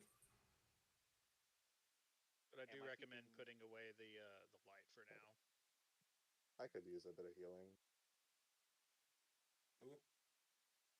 Okay, so Our get rid of the light. our druid needs Yes. healing. Can someone heal the druid? I will heal the druid. How much Same. do you need? Not much. I didn't like like 10 or so. I want to And do one I'll more just thing, but I want to do one more thing before we leave. I want to take the cloth wrappings off of the torch, and I want to soak them in holy water that I have in a vial, and I want to wrap those rags around my fists. Okay, sounds good. I guess I am taking down the light. So Sounds who's good. taking it? Who are my four people in front? Me, Red Bug. Okay, we got Redbug. And mine in that. Okay, give me character names. I got Redbug, Uh, Cubby. Mirella. Cubby, Morella, I guess I can be up there too, Tucson. Song. Wizard stay Cubby. next. Have Well, Move if on it's and stay if with it's me. four in front, there's like I mean, Have I the don't know. wizard stay in the middle with me. well, Okay. he could be like the fourth person. That's technically the middle. Where would I I got be at? okay, so I got the four people in front right now. Unless you want to change it, I've got Cubby, Morella, Jusan, and Redbug. I think Do that's you all want right. me Sounds good. to stay here or drop back? Thank you. So I can't pause. Hmm? I can't see dark vision. I think so- I think we're good where we're at. The rest of us will just file in middle to back. Okay, works. I put my hand on Zealot shoulder, dude. Redbug. I just put it on his shoulder because I assume he's a little bit shorter than I am. Yes, I'm also holding Esteban's hand. I mean, Esteban. shorter. How Uh, tall are you? Is there Pause. anyone in the middle 9 that can't points Yeah. of see? healing. Okay, thank you. You're Is there welcome. anyone in the middle that Do you can't still see? need healing? Pause. I am 6'4". No, it's I fine. cannot Way see. taller. Oh, you're little. Sad. Oh. 6'4". All right, so you begin traveling again. You're going north. You're going towards these mountains. You're going towards the vale where the Kylords had their last stand and lost. And you know that the individual that was hunting you is in front of you. So you've put four people up there who will hopefully either detect it before he springs another ambush on you, or if he manages to spring one on you, they're probably going to be able to respond fairly quickly to it and allow the rest of you to jump on him. Like I said, when you started traveling and you got into the nighttime, you travel for a couple of hours, it's pitch black. But as the moon actually finally makes it over the peaks of the mountains, you get a little bit more light. You get some of that dim sort of light. So your low light's working at this point in time. Not to mention, there's this humongous forest fire behind you that's really just silhouetting you nicely and producing this really wonderfully warm orange glow that is just lighting all around you. Well, Sunrises. Sunrises. And I made it daytime. you as you travel along, you start to like hear something like a thumping on the breeze. This is really faint at first. It's just like a it's rhythmic, almost like, and it gets to a point where you're kind of like jiving with it. Like you're like, you're marching along to it, and it gets louder and louder. Yes. Does this sound like a army marching, or like a band of soldiers? No. It sounds like a musical instrument. Club, let's go. And yeah, as you get closer, the sound gets louder and there's more to it now. There's like the sound, like you can hear there's music. Actual, like it sounds like there's just a massive party that's happening somewhere up the way from you. And there's this like you can actually start to smell like wood smoke, and not the kind that's coming from behind you, but like the intentional wood smoke.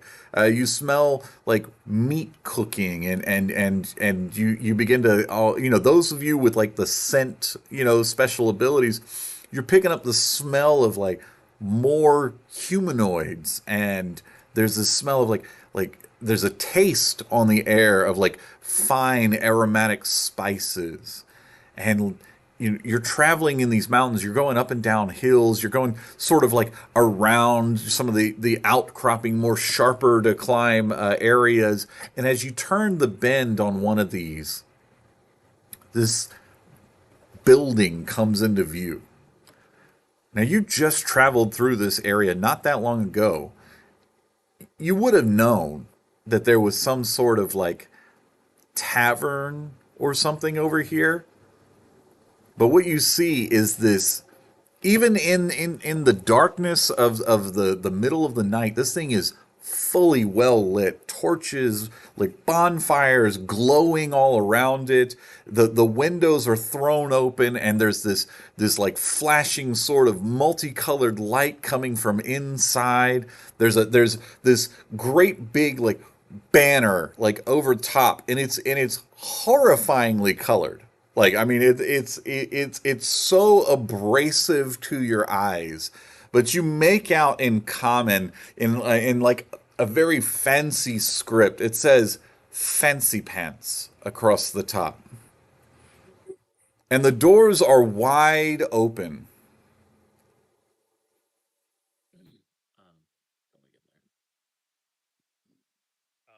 Don't we get there? I don't I don't believe know in if I disguise, trust do y'all? that. This sight assaults the senses. So what do you Yeah, we do? Gonna take him potty? Is this where the whole battle was last time?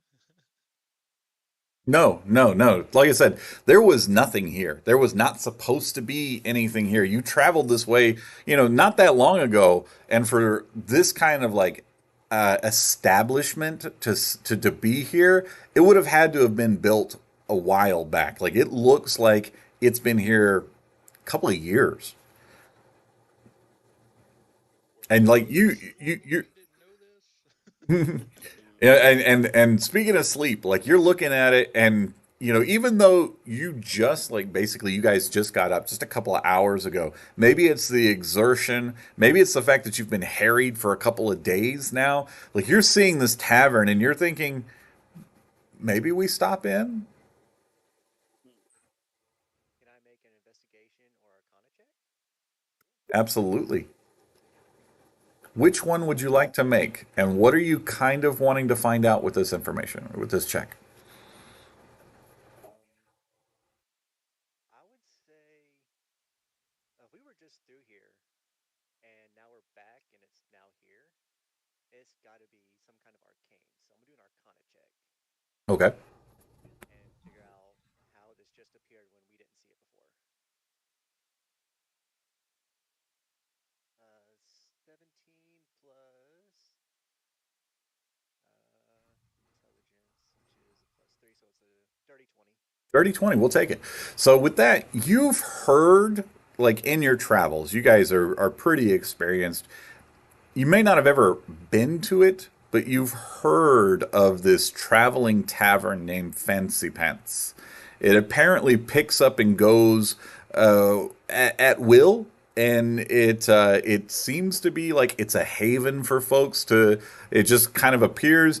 You know, though, that there's a little bit of fey magic that's worked into this place that causes it to not only travel, but it likes to invite people in and keep them there. Not necessarily in a malicious way. It just enjoys the company. Would I recognize this? I'm a fake creature. You recognize the magic immediately, and for you, it's a little slice of home. You're like, yeah, that's yeah. Hey, I've been to places like this before, and you may even have heard the name Fancy Pants before, but like you've never actually been in. I haven't heard anything like bad about it. No, never. No. So, are there any like beasts around? Be like frogs or anything currently? Let's see. Middle of the night. We'll say, yeah, there's some like you've got like your nighttime sort of scurrying rodents and like owls and things. Like this isn't like you walked into a clearing and there's like no animals.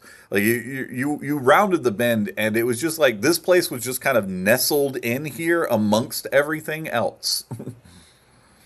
So there'd be like rats and mice. Sure, absolutely. We'll give you that. All right, so I'm going to do a series of things if that's okay. Sure. Let's start with number one. So number one, I'm gonna cast Speak with Animals, Gotcha. and I'm going to try and talk to one of the rats. All And right. So you can speak at the rats. Now, how do you get them to pay attention to you?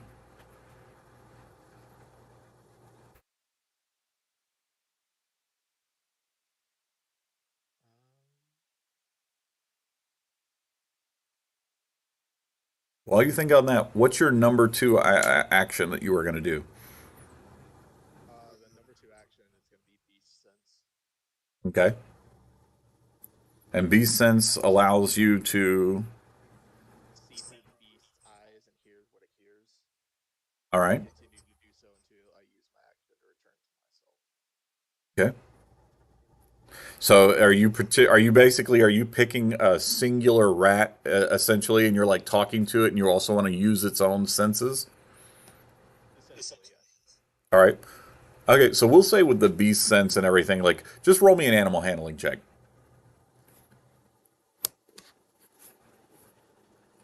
Nice. Let's hope it's good.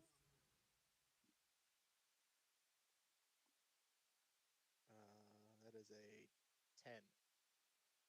10. 10.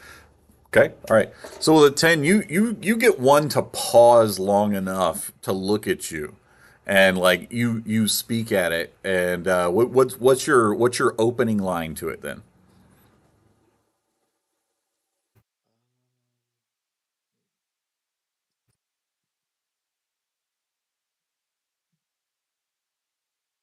Opening lines and be like, "Hey, you can tell me what's going on with this building. I got some jerky for you." Okay. Good. All right. So yeah. So you do your abilities. You got your and everybody else. You're just kind of watching as he like kneels down. He's getting on the level of like this very fat looking rat. Like this rat is well fed. It's almost possum sized, right? Yes, I got a hand up. Continue. That would be afterwards. Okay, so you kneel down and you're like, hey, if you'll tell me what's going on in there, I've got some jerky for you, and it's like, yes, jerky. I've had jerky before. Yes. Okay, show me the jerky. I'm gonna pull a piece of the jerky out of from my rations. He like scampers a little closer. What do you want to know? I know everything. Depends on what you're willing to tell me is how much of this jerky you'll get. Yes. Tell me Yes. anything and you get the whole piece. Well, this place has the best scraps. And people are so just invisible to us. Like they don't even see us as we go in there. We just go and take whatever we want. Have you heard anything that might be of interest to an adventuring party? Maybe. Let's have some of that jerky there first. Cut about a fifth of it off and throw it to him. He's and you see like the other rats now have like stopped and they're like, and now they're eyeing you too. And he's like, there's a party going on inside. Couple of strangers like yourselves. They smell weird. How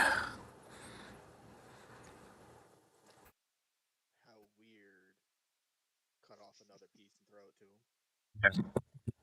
Now the rest of the rats are starting to inch closer, and he says, they look at you and they just kind of huddle, but you have their attention, and he's like, they smell like smoke, like like ash, like they just climbed out of a fireplace.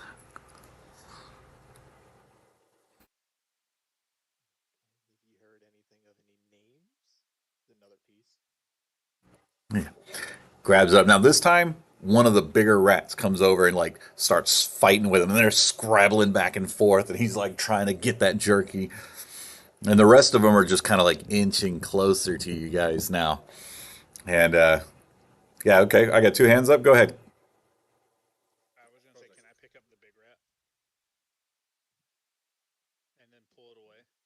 Because Uh, I obviously I yeah. notice him talking to the rat.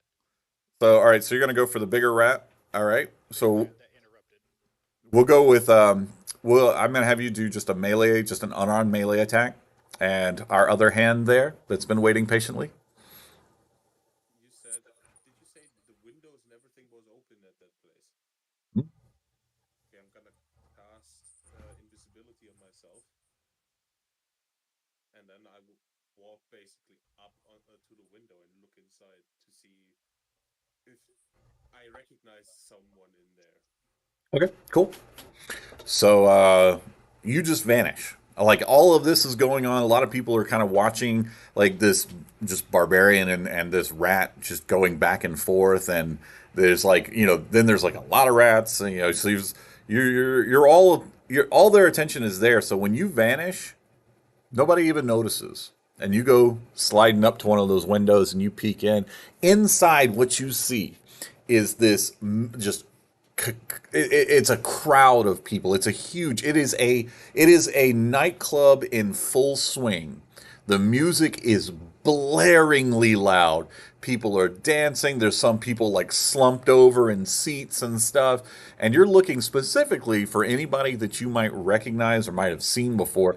You are specifically, I believe, looking for a dark skinned elf that just did some damage to you guys. You don't see any. You do see three individuals who, like, they stand out because they're not partying with everybody else. They're just sitting at a table, like, across from each other. And it's like this tiefling, and then there's this human, and then there's like this golden skinned, like, platinum white hair in like the plate mail. And she's got this great big very, very incredibly intricate sword that she's like laid on the table, and they seem to be like having an argument amongst themselves.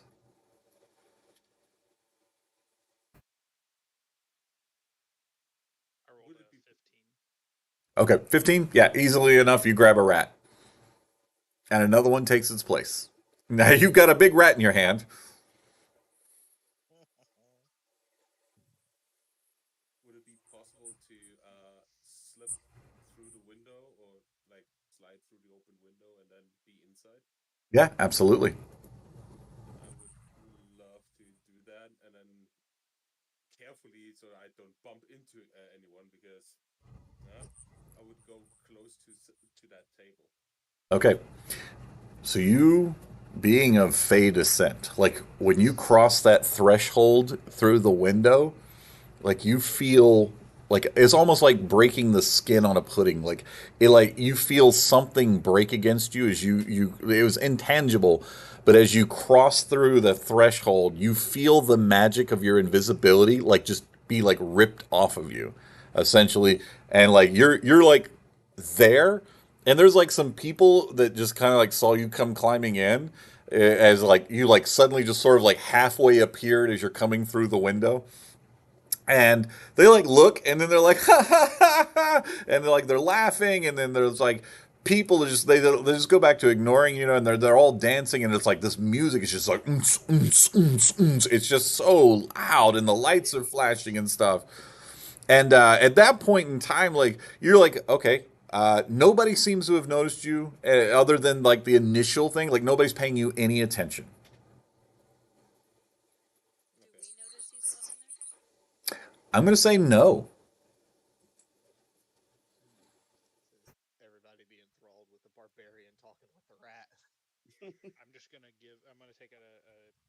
piece of my jerky or ration, whatever it is, and I'm just gonna start to kind of play with the rat and feed it. Okay. Yeah. Well, as soon as you bring the food out, like it's no longer scrabbling to like get away from you. Now it's just trying to get the food. All right. So we're gonna go back to so you're the rat that you were originally talking to.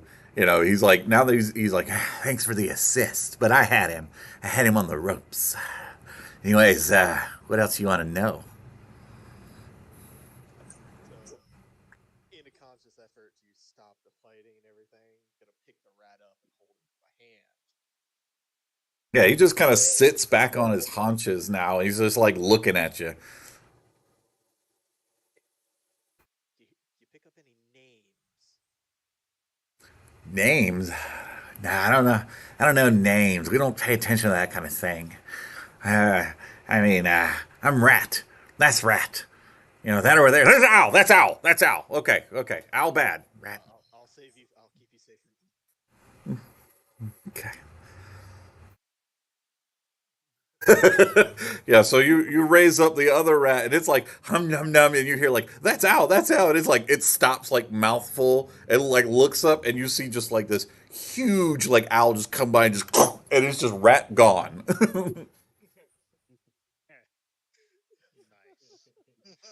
Nice. Damn. Damn, poor rat.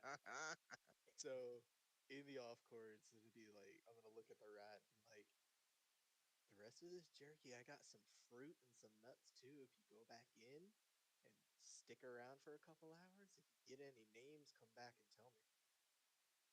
uh, yeah. Yeah, I could do that. I could do that. Yeah, a couple of hours you say. I don't know what that is, but yeah, I'll do that. Yeah, that's fine. Yeah, go ahead. Just Uh let me see the food first. Let me see the food. Prove that you got it. take the rest of the ration I took the jerky from. Yeah, okay. All right. All right. Yeah. Yeah, rat's got you. Yeah. Just go ahead and take me over to the window or the door or something before that winged monstrosity comes back. Gonna bring him over to the door and set him down. Yeah, he scampers in immediately, gone. And now that you're there, like you're close enough, like you're looking in, and like you can see one of your party members is inside. Just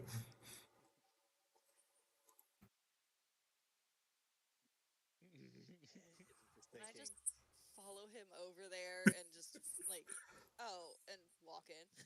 Yeah. All right. So as soon as you Go walk through the in, door. yeah, you go through the door, you know. So it's like you walk in and you're just like, oh, yeah, this is really, really nice. And suddenly, like 2 steps in, there is this, 3 foot tall gnome with a shock of like chartreuse hair. That's half the head is shaved. It's got like a line of piercings. And, it's got the chain. And it's naked from the waist up, and then and from the waist down, might as well be. And it's got like a serving tray of empty glasses, and it's like, hey, welcome to Fancy Pants. I'm here to serve you in any way that you require. So, what can I get you?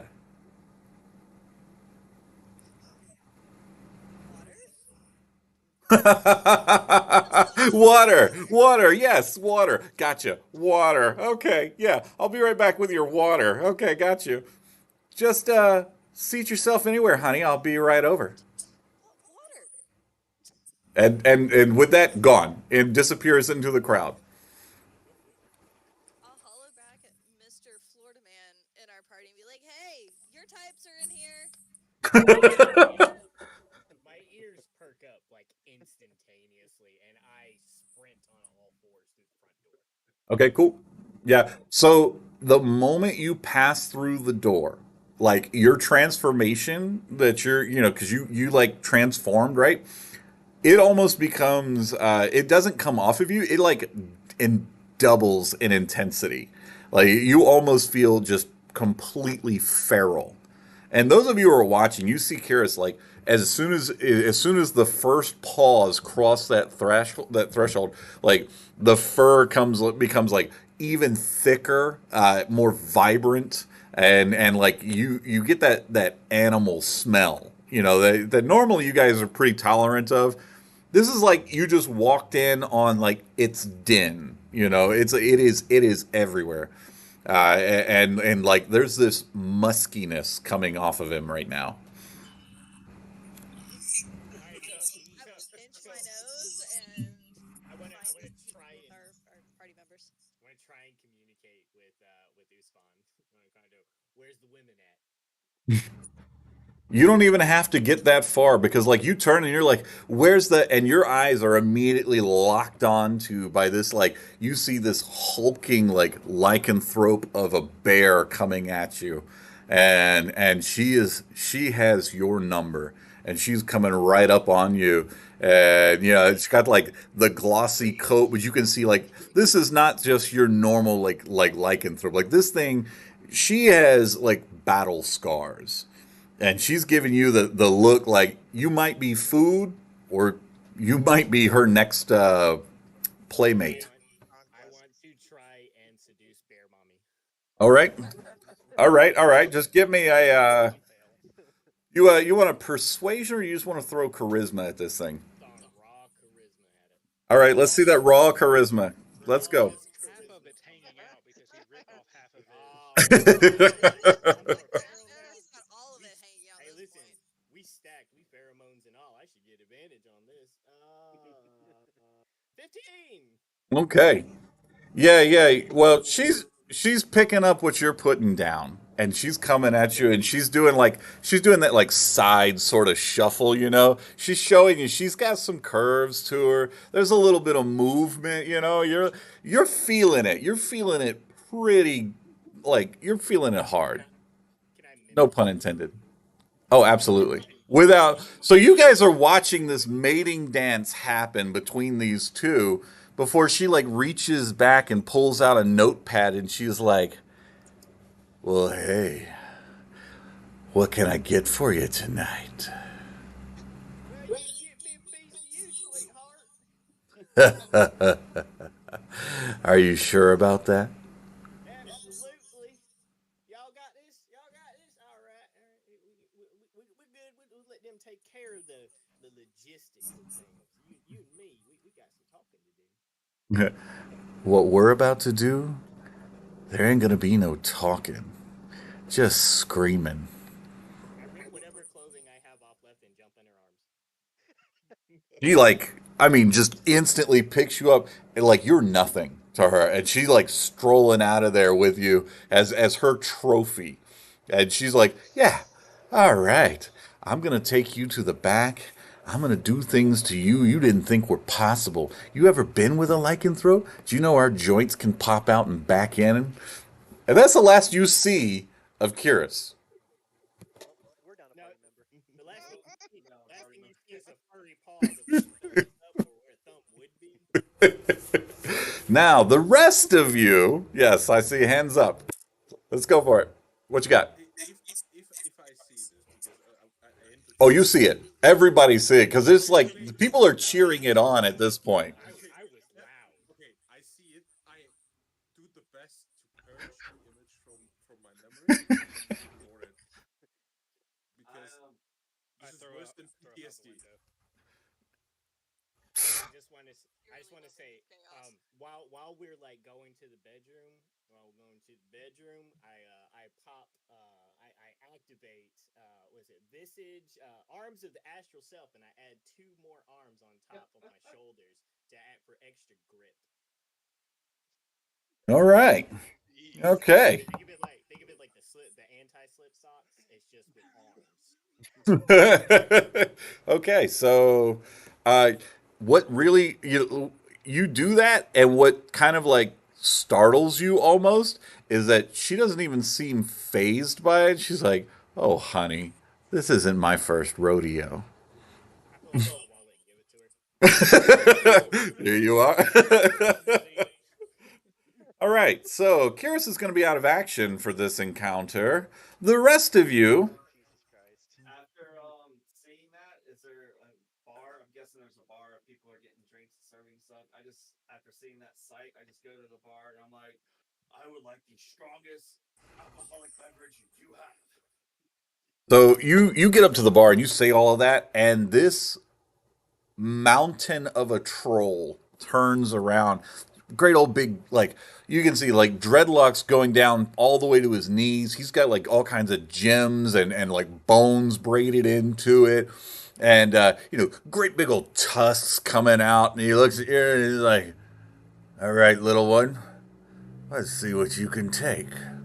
And he like reaches back and he's got like one hand and pulls up this like half cask and just kind of like punches the top, and you see like this frothing sort of like orange and green liquid come out. It's thicker than anything you've ever seen, and it like when it hits the bar it spatters, and like the little wisps of smoke and stuff come up, and he slides it in front of you, and he just stands there and he's like, "Put up or shut up.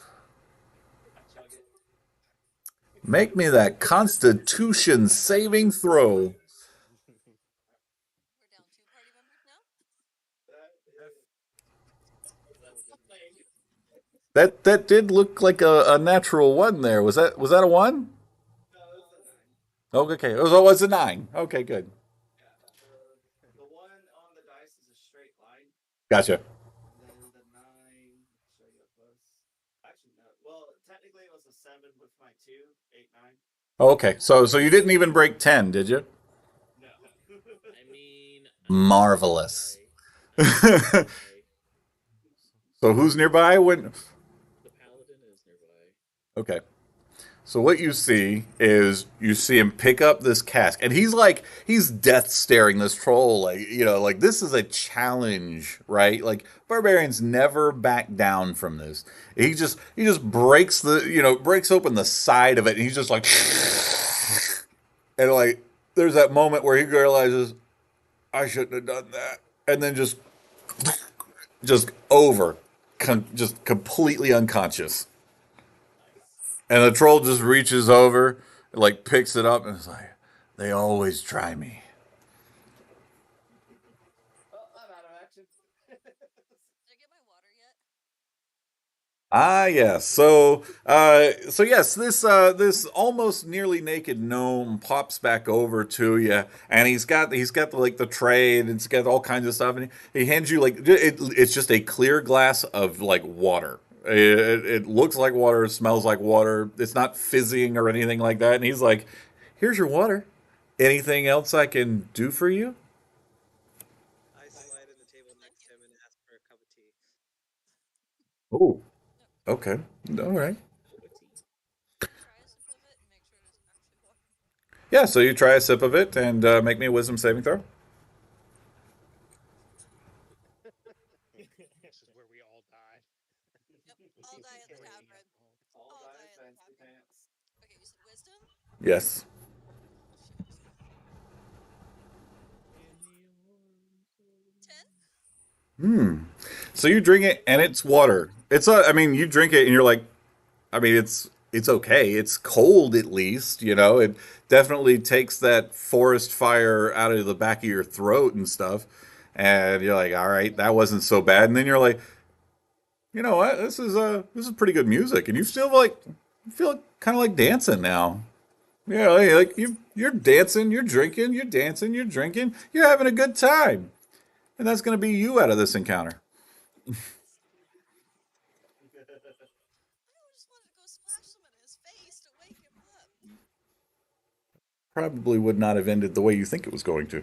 Hence why I sipped it first before doing so. All right, so Jason, you see Usman just like drinking, and then she's having a good time. She's out there, she's grooving, she's vibing, she's feeling fancy pants right now. You made me a guy. It's a he. Oh, is it? Sorry. How you doing? Whatever you want. Whatever you want to identify as, that's fine. You know, it's whatever. I'll be a he. I'm good with that. I 2023. guess I go over and try and take care of my twin. Okay, yeah,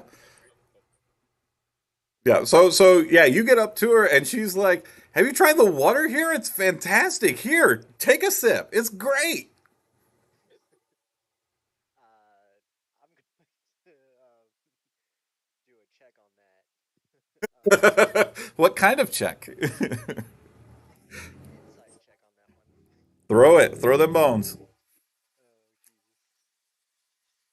Oh Jesus. 10 plus a 4, so 14. Okay. Uh, I mean, she looks like,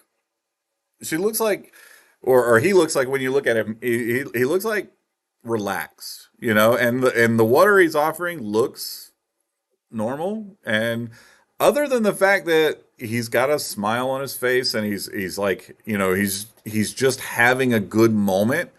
Like there's really nothing off to you about any of this, and the atmosphere is infectious. Like you kind of feel it yourself. Can I ask this?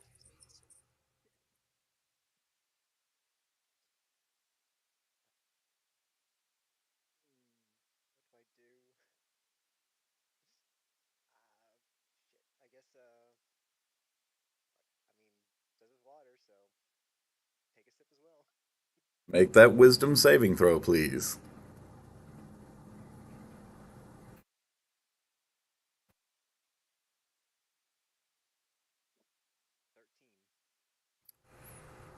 13. You're the same way. You're like, we've earned a little respite, and it still hurts from where you got shot, even though like magically, yes, you're healed, but like it's still you still kind of feel it, and so this is just you've seen like you're looking around, and the rest of your guys, you're like they're all sort of starting to enjoy themselves, and so you feel it too. You're like, yeah, yeah, all right, yeah, let's do this, and then you're just vibing and you're dancing along, and the two of you, you're just laughing and dancing, having a good time.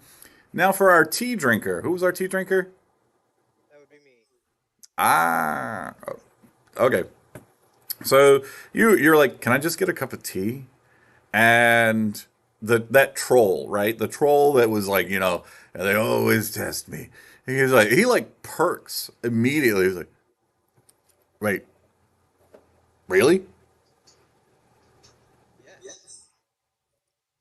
I, I haven't had anybody ask for tea in like months. Everybody always wants the strongest drink you've got, or well, oh, I don't want to drink anything. I'm afraid of this place. Hold on one second. Hold on. Look, let me do this, okay? Just let me do this. This is something that I really enjoy doing.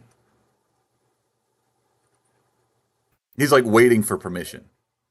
All right, go ahead. Oh, amazing, amazing. Padwick, Padwick. Oh, get the tea set. Get the tea set. You hear from like there's like he goes through this like beaded curtain around the back of the bar, and you can hear like a very slim, like a tiny voice, like, really? Tea? Are you serious? Oh my gosh, get the good one. Get the good one. And like a moment later, like I mean, it's like a flash. He comes back out and he's got this very elaborate tea set. And this is an expensive tea set. It's got like the fluted like spout to the thing. There's all kinds of cups, little dishes and stuff. And like he comes out and he's putting on an apron as he does so. And it's like this like pressed white apron. And he like ties it up real quick and he like checks and he's glabs and he's looking and he's making sure. Okay, all right. Yeah. Decorum. Decorum. Okay. And he like comes over and he's like, please allow me to serve you some tea.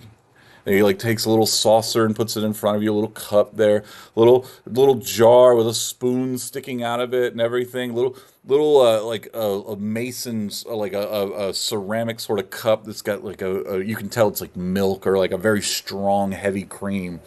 And there's steam coming from the top of this tea kettle. And he like, allow me to pour. And this is the most bizarre thing because he's like, massive mitts, and he's like just dainty thing pouring you a cup of tea. And it's like steaming and it's aromatic and you smell it and it's like it smells amazing. It's like it's like an orange and a floral and there's like this swirling sort of blackness inside of it. It's like rich tea. You know, it looks warm. You know, like not like temperature, but it looks like that's like if you drink that, that's the feeling you're going to get. And he takes and he opens the jar and there's like the little honey scoop, and he's like, honey, You've been so professional about making this cup of tea. I'm gonna take your recommendation. like you've never seen a troll blush before now, but like whatever you just said, just I mean, he is just like it's finally happening. It's finally happening. So he like puts the honey back and he brings out like there's these stacks of little sugar cubes and he's like, one, two, puts that away and he grabs the cream and he's like, just a dollop, just enough that it's right. It's not going to scald. And he like pour and it like blossoms up inside and he daintily just I mean he's trying to hold it and it's like shaking but he's like trying very hard not to. This like silver spoon as he like just swirls your teacup for you and then he just pushes it forward and he's like, enjoy. Thank you, good sir. I take a sip and I let a little tear come down because it's how wonderful it is. So he knows how much I'm enjoying it. You're not the only one that's crying right now. Full buckets just rolling down his cheeks right now. And it's like it's such a bizarre scene. And he's like, "Thank you so much." And make a wisdom saving throw.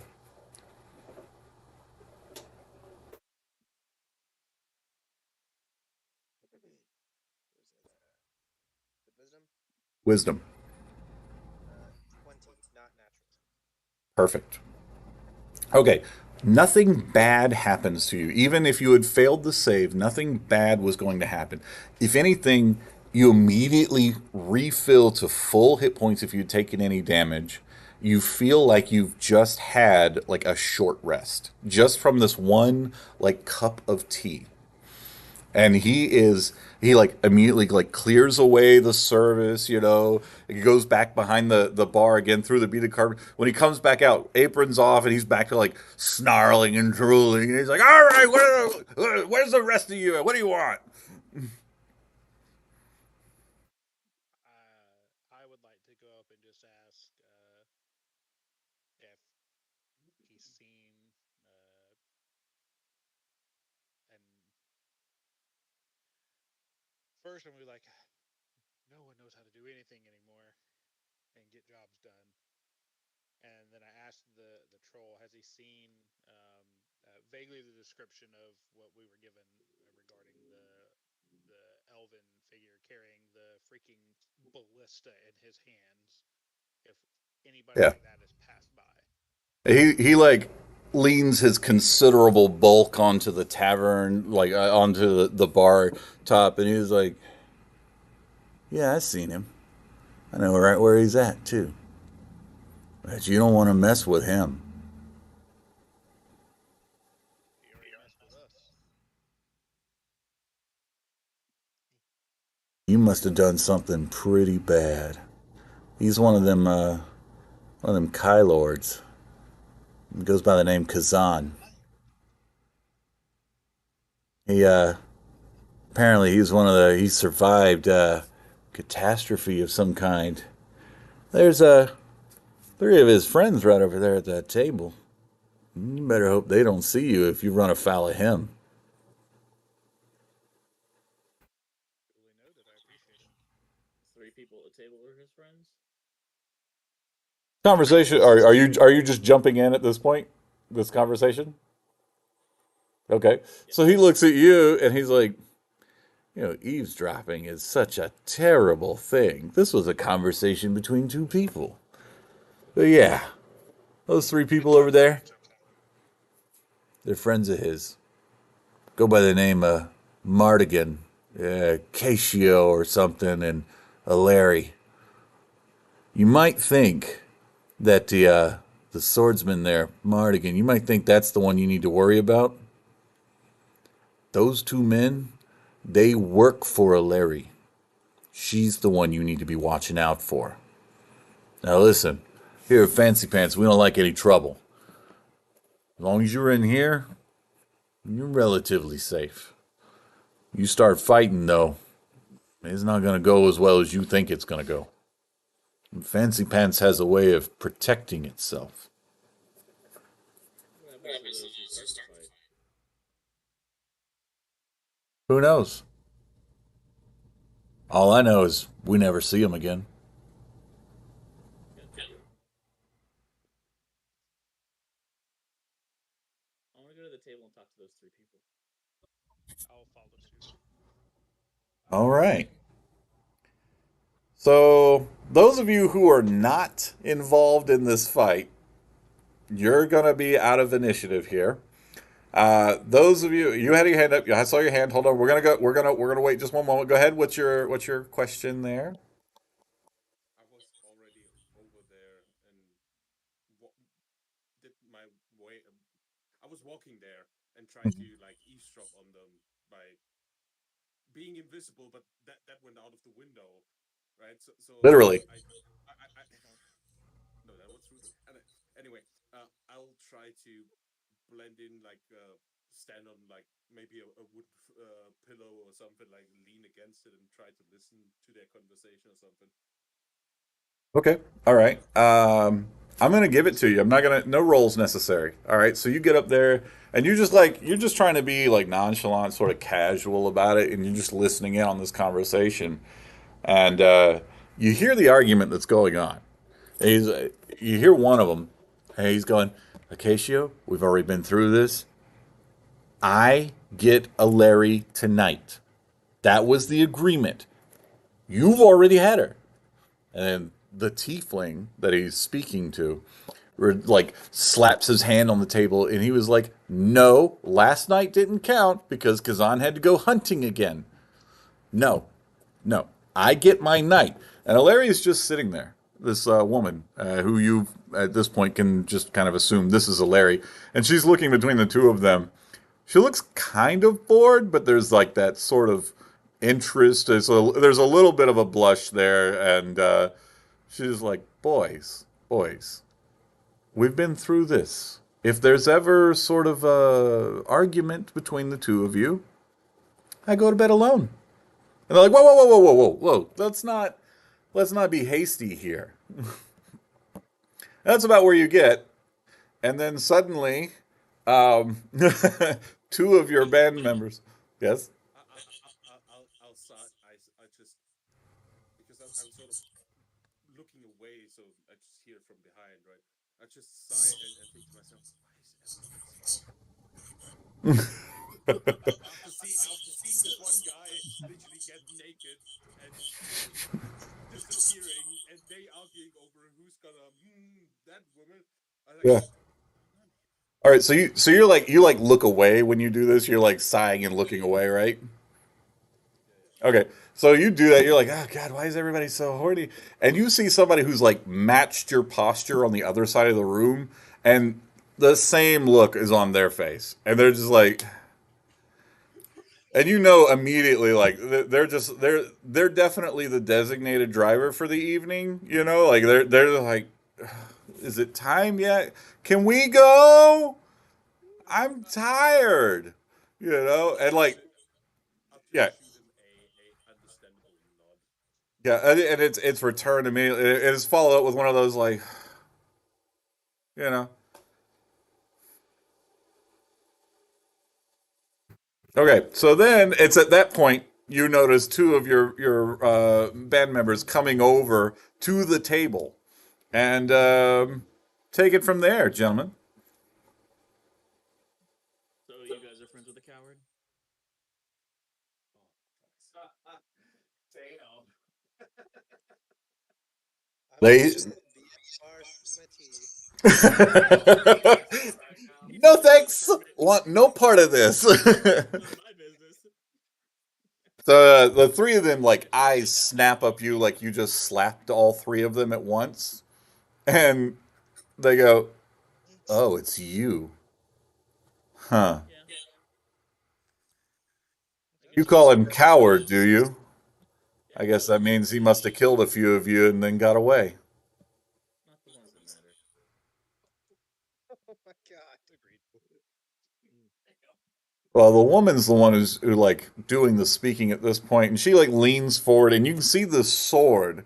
And give me a religion check.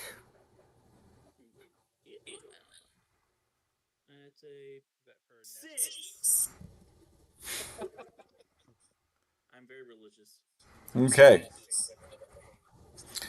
All right. That's what I So, say.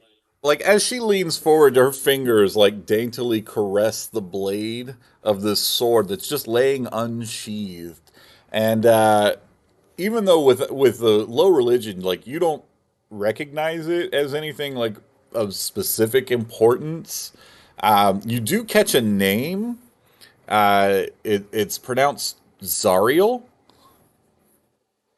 Of catch your name of the sword or her. Yeah, like on the blade, and like Oh, there's like a sort of like a winged sort of angelic motif to it, and her fingers like as they like cross the hilt and everything, she just kind of wraps around and just sort of she picks it up with one hand effortlessly, but this is a massive blade, and when she does, there's this like instant feeling of power. She says, "You want to be real careful with your words right now." I just chime in and say you probably want to be really careful on trying to fight. no fighting here. We know their friends aren't good at fighting. They just run away. Exactly. I sigh again.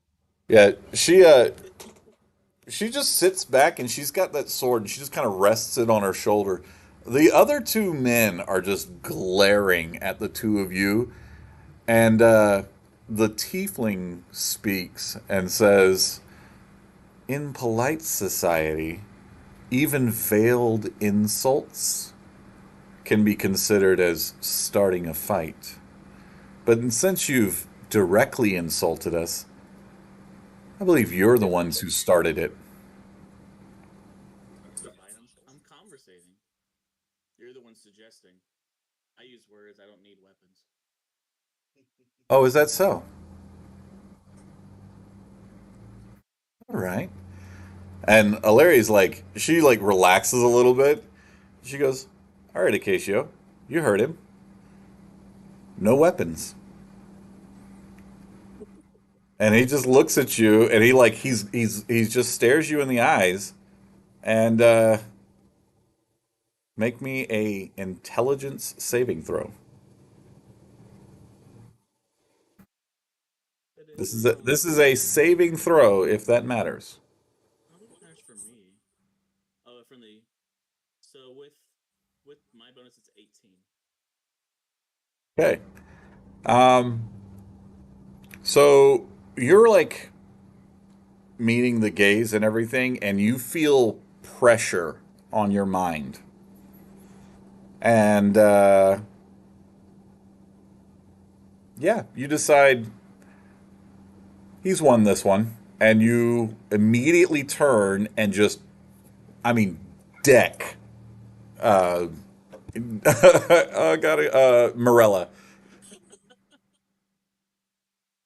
Go ahead and roll to hit. Damn. What Oh, the I actually heck? rolled low. Hold on, I actually rolled low. Is it just a strength modifier if I'm just using my hand? Yeah, it's just an unarmed strike. So 5, because I rolled a 2. It was All only a right. 4. Yeah. So Morella, you like see it coming from like I mean he telegraphs it from the all the way from the other side of the room as he just comes like whoa, and yeah you just kind of like lean back out of the way.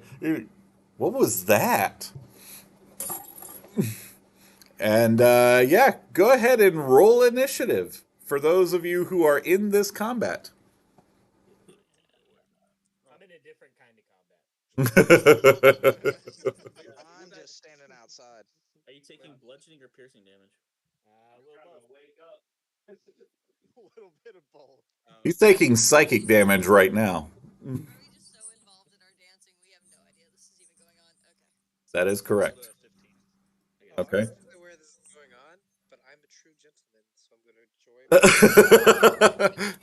Only means you can get snaps. All right, Morella had 15. Is that what I heard? Correct. Okay. And then let's see, Nessie.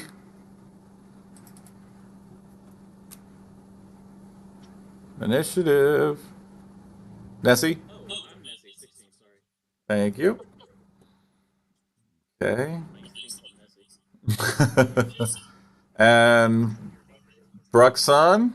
I changed it. Broxon. Do they even know that I belong to that group by just standing like angled away? I will say that you're not their target. I just want you to have an initiative in case you decide to join in. Gotcha. That would be 14. Okay. All right. Is that everybody? Did I get everybody? I'm joining. Okay. All right. So that is. You are playing as Cubby. Cubby, what was your initiative? 15. Ooh. All right. So between you and Morella, who would like to go first?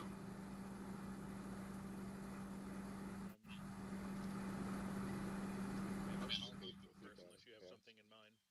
Now you go. All right. So Morella's going to go first on this one. What was Um, up with these three people like again? okay, so you have a tiefling who's in like noble's vestments. Uh, you have this human who, for all it, he looks like he literally stepped out of the pages of like a pirate story. Like he's got the sash, he's got like the billowy shirt and everything. He's got this huge curved like cutlass and everything on him. And then there's a Larry who is like golden skinned, like platinum white hair. He's got the very fine, like almost mithril looking armor and great big, intricate looking sword. All right. Is there anybody else I'm missing? Let's see. I've got, let me sort it real quick. Okay, I've got, let's see, not Jusan. Jusan's got a 0. Okay, I've got Nessie, Morella, Cubby, Broxon. Anybody else? Nope. All right. Everybody's incapacitated right now, right? Yeah, I think the rest of you are incapacitated right now. I'm Because standing outside. It's There's still two it's people almost left. like I planned it that way.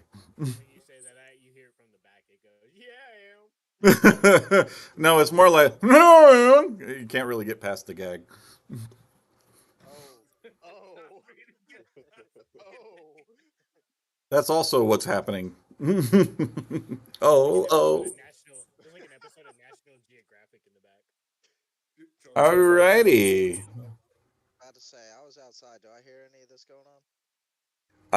No. Unfortunately not. If you're outside, you do not. Why are you still outside? Because he's waiting for his rat friend to come back. Uh, No, I no. I didn't talk to the rats. Oh wait, Lim okay, sorry. Lim is waiting. Lim is waiting. Lim's gonna go inside and sit like right next to the door and kind of like cuddle up in the fetal position because she doesn't like buildings because she's only been known outside. Okay, well in that case, Essa, what are you doing this whole time? I was hanging out outside, tending to my wound, Alrighty. So but I would can be you inside. I would say, would you like to be inside? Do you want to be a part of this? Yes, please. All right, roll initiative for me. As a free action, can I just whistle? Five this time. That's all I do is whistle. Okay. All right. So, yeah. So Nessie takes and like, I mean, just a very awkward, awful looking telegraphed sort of. This is not, or not. This is not Nessie's strong point. And takes a swing on Morella. Morella effortlessly dodges it, and then it's like everybody in the room gets real quiet, and the troll at the counter looks out over and says, "Oi, carry on." and then everybody goes back to dancing all of a sudden. Now, Nessie, Yes, yes. make me a intelligence saving throw. Mm-hmm. Saving throw 22. You may act normally this turn. Go for it. Okay, I'm going to cast Armor of Agaths.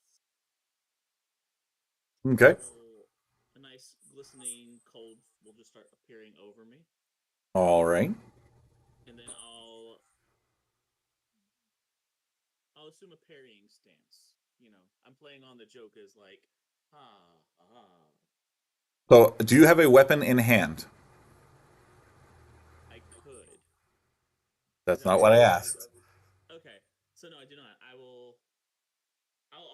I'll play along with what the person across from me, and I'll kind of like hold my sword, like kind of draw it as like but not in like an actual threatening manner. Okay. So I cast the spell, and I want. Can I do that? Yeah, we'll give you that. Yeah, we'll give you that. So you like cast your spell and you draw your weapon and you're just kind of like mockingly like, aha, right? I can do it too. Aha! Exactly. He gets it. Okay. All right. Now, let's see. Morella, you're the only one there that they have noticed. They don't know about Cubby or Broxton or Esta. So, Morella, the the pirate looking guy, the one that they referred to as Mardigan.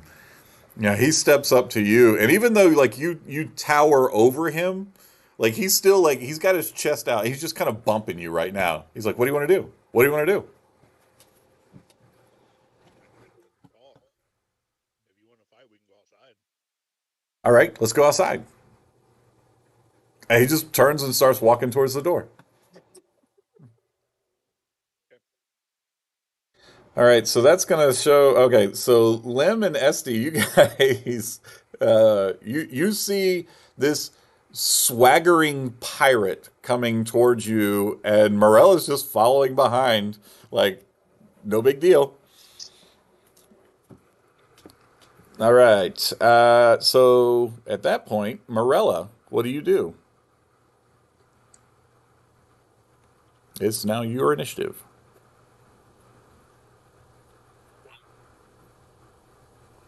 Sorry, food. You're fine.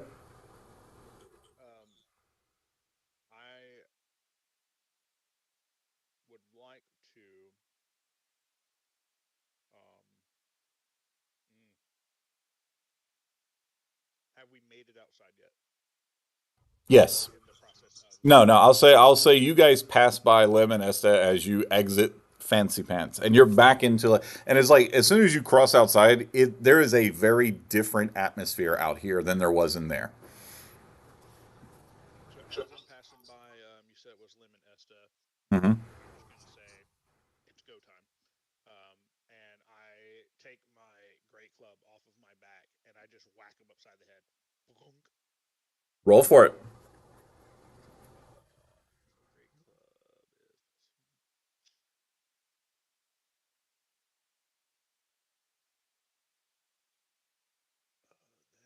is 13 plus 5, 18.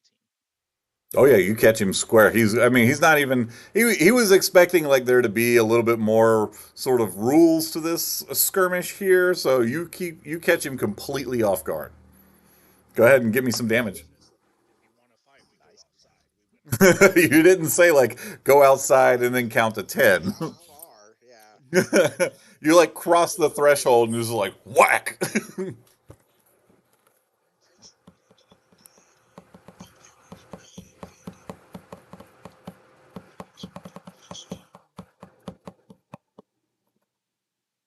That is a 5, so 7.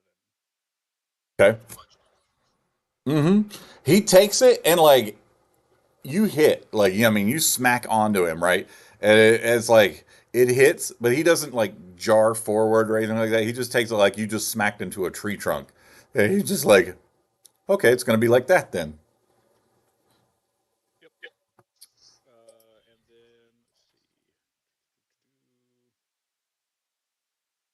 Yeah, that's. I think that's all I got right now. Okay. Cubby. All right. So, still one of us. There's still one of us over by the table, right? Yeah, yeah. Yeah, it's you and Broxton at this point. Okay.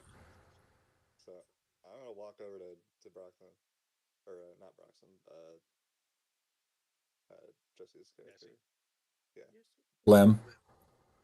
Oh, Lim. Or, Oh, no, no, outside. not. I'm confused. So Lim Nessie was is by the over table with by the me. door. Okay. Lim He's is in by the the fetal door. position. Which table do you want to go to? The one where Lamb's at. Oh, okay. Okay, yeah, he's by the Nessie door. was the one that was there. Nessie. Wait. Yeah, come to the table with Nessie. Just say that. Okay. There you go. Ness. Okay, gotcha. All right. Okay, so you're there, and there's this. You see the tiefling who's been referred to as Acacio, and this woman named Larry still sitting. They haven't even got up; they're just sitting there. And yeah, you see Nessie is like just sort of taunting the seated individual. All right. I sort of just say, "What are you doing?" To who? To who? To Nessie. Okay. These are friends of the guy who attacked us and ran away. Like their friend just did again. So you're staring at them? No, we're just talking. Right. You're just talking. You haven't seen any fists thrown at the table, have you? One, but it was Did you terrible. just? That was a Yeah. playful swing that me and Morel do all the time. Yeah. Right. Well, yeah, I'm gonna go outside. That looks a lot more interesting than whatever it is you're doing here. Okay. All right. I walk over So to the. let's see here. Anything else you want to do? Anything other than just have a little discussion here?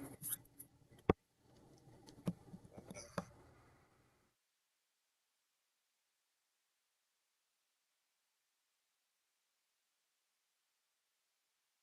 From your point of view, like the only aggressive moves that have been made by your party members. And other than like the chest bumping, like you saw they walked outside and Morella pulls the great club and just whacked the guy in the head. And then you walked over to the table. Kind of moves without asking. I'm just saying. That's a legitimate response.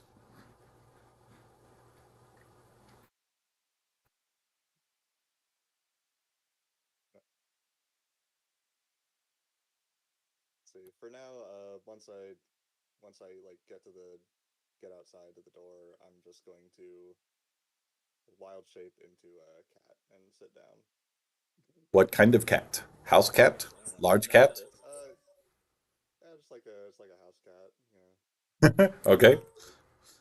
So yeah, you transform into a house cat and sit down to watch whatever's about to happen. You notice at that point all of the rats have vanished. Strangely.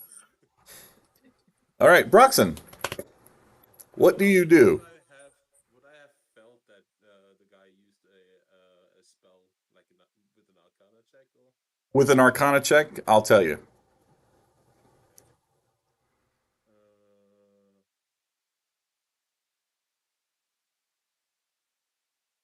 That would be a 27. Very much so. You feel like there was definitely some sort of domination that just happened. So, um, uh, is the tiefling sitting next to that hulking woman, or Yes, okay, and across from them is now empty, right? There's correct. nothing. Just an empty So I chair. will, so I will literally walk say. Interesting little spell trick you did there. He looks at you. He says, "Caught that, did you?" Only like brutes don't pick up on that.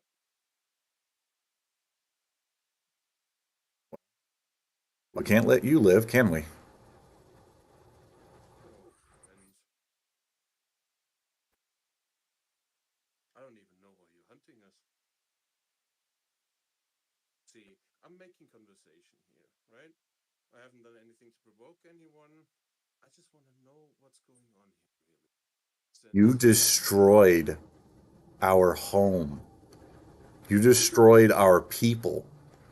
didn't do jack shit. We arrived there and explosion, and then we literally packed our stuff and left again. You accepted the contract. Yeah, because we, of course, we're mercenaries. Mercenaries can say no. Yes, but not, yeah, for sure. If the pay is right and literally our livelihood depends on it. Interesting. You know, we thought about that too. But you had just finished a contract. You had plenty of money. Hmm. A few of us were new. Not No all of us excuse. were. Hmm. There's no excuse. I see that as an excuse, but fine. So you're hunting us. Cool. It's a good level. So, how about instead of pulling tricks, right, and hiding in the shadows, and being literally just cowards in every regard by pulling magical bullshit to get us into fights in here in this very fake magical place, how about we do this fair and square? You call your people, we call our people, we set a time, and we deal with this once and for all. Because otherwise, this is a little cowardly and beneath you, wouldn't you think? No, you saw him running. So he looks over to Larry and she shrugs and she's like, "Told you. We should have just gone straight at him." Well, that's the way you want to do it. And he like looks back and he whistles. He just and the troll at the bar looks over and he goes, "Enough. They want to do this fair and square. Do away with the glamours."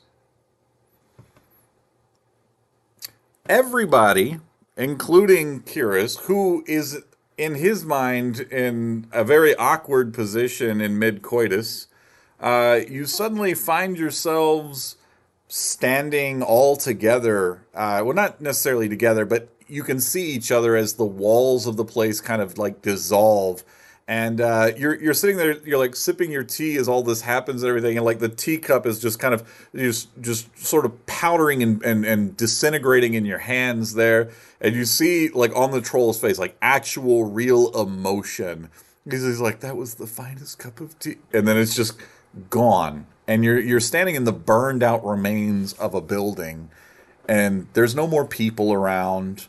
There's like a rat who's like halfway through an invisible something because he's just like, where'd it go? And you're all standing together, and you see, these two individuals who were sitting just a moment ago are standing there next to you, outside, or what was outside in this clearing. Is Mardigan and Morella. This tall elven guy comes like walking out of the shadows, and he's got the great big bow that you saw before, and he said, "Well, I guess we better summon Oris." And Alari looks over and says, "And the Wraith." And like there's that moment of, let's not. And she goes, "They said they want it fair and square." And so he turns and he like pulls it an arrow, and it's like silver and everything, and he like shoots up straight into the air and it bursts into light. The whole area is suddenly lit up. And I mean, like it seems like the top of a mountain, that you can see. Like you see one of these mountains like suddenly like detaches and just sort of comes flying down at you guys and lands, and it's this huge, I mean, giant, like hill giant sized individual, and he's toting this sword, and the sword itself is glowing in like a golden light. He says, "I'm ready." And Mardigan goes, "What about Wraith?" And they're like, "He'll be here." Go ahead. What's up, Broxton? I've displayed out. I'm basically standing now as well, right? Because Yeah, I'm everybody is standing, and you have like your gear near you if you were naked, or if you were like dancing and stuff like that. Like it's all with you at this point. that's Florida, man. That's not me. Yeah. Did I look the tiefling in the eye and bow and like, see, isn't that better? One way or another, we're going to find out. I start violently cussing. It was this Yeah, close. I mean, This close. it's like one of those things. I Like was almost there. we're at the point where we're like inventing words, and I'm just like feral and just like extremely like violent. So with that, since we're going to face all of them at once, we're going to re-roll on initiative for everyone. Oh yeah. one quick question. Go for it. Does being passed out drunk count as a short rest?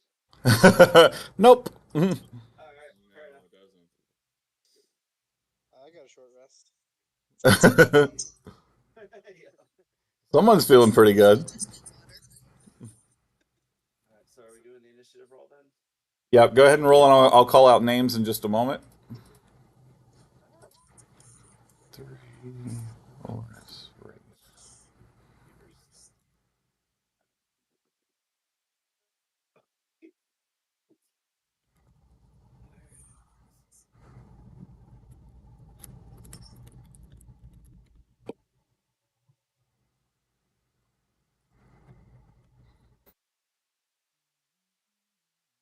Sorry, Ford, for cock blocking you with thin air. It didn't take long.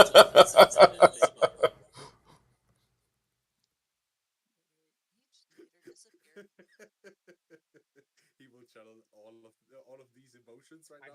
I am so mad. My character in game is starting to bald. My hairline's It's receding. just falling out right now. I'm just like oh god, I'm so mad. All right, has everybody rolled? Yes. Okay, Yes. go ahead and start with Nessie. What you got? A 9. Okay, Morella, 21. Cubby. Still a house cat, by the way. Yep, cool cat. Broxton. 18. We'll get back to that in just a moment. Esta. I didn't get this time. I got a 12. Ooh, look at you in double digits. You go, Esteban. On my way up. Esteban. -1. All right, Jackson. 17. Curious. 7. He's a. That hurts. You got what? Lim. I got interrupted. 18. Redbug. 7. Doing good, guys. I mean, I was passed out drunk. We're just letting him go first. That's all. All right, Uspan. 19.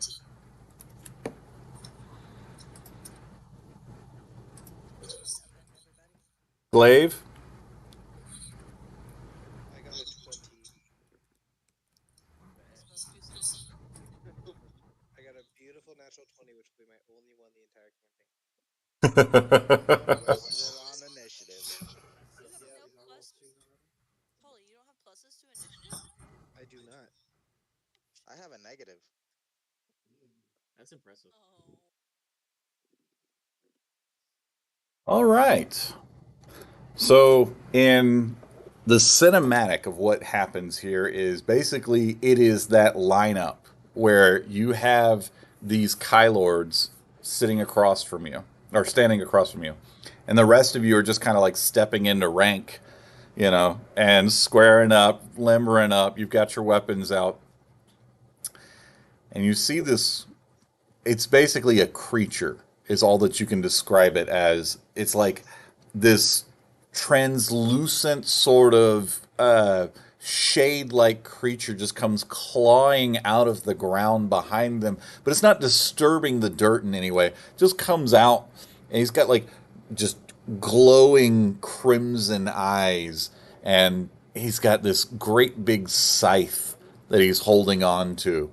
And even if you had never heard of a depiction of what the specter of death would look like, this guy fits it to the T.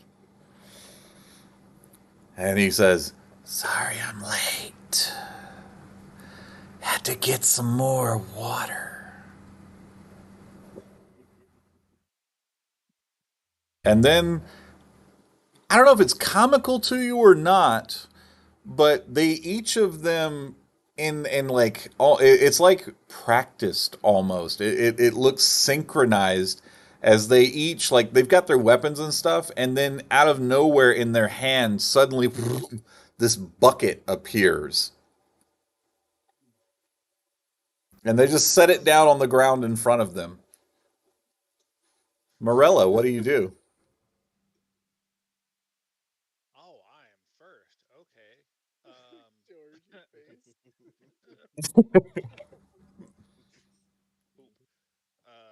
So right now I have God, what was his name? Pirate guy, right? Yep. Pretty much right in front of me. Yep. Oh yeah, he's squared off against you.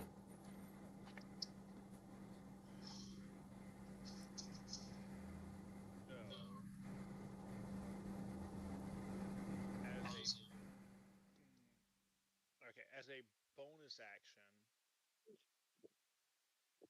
I would like to disengage from him, Okay. and I would like to run my 40 feet. How exactly is it laid out right now? I know I'm pretty much outside of the burned down building at this point. Right. So there's basically just a husk of a burned out building that's like right next to you guys, and then the rest of it is just this really open clearing. How far are they from me? You don't actually have to disengage. Yeah, you don't have to actually disengage. Like I said, it's very cinematic in the way that this all happens. There's a good 15 feet of space between you and them. Gotcha. Okay. So instead, can I retcon my defense Absolutely. then? Yeah. Perfect. So can I take my 40 feet of movement and move 40 feet away from homeboy pirate guy, but also have the other bad guys in because I assume they're a little bit further away than what I am from Pirate Guy. So I'm essentially what I'm trying to do, and tell me if I can't do it. I'm trying to get within shot distance with my bow, which is in a range of 80. Okay. You can do that. You can do that. All right. So I would like to do that, and then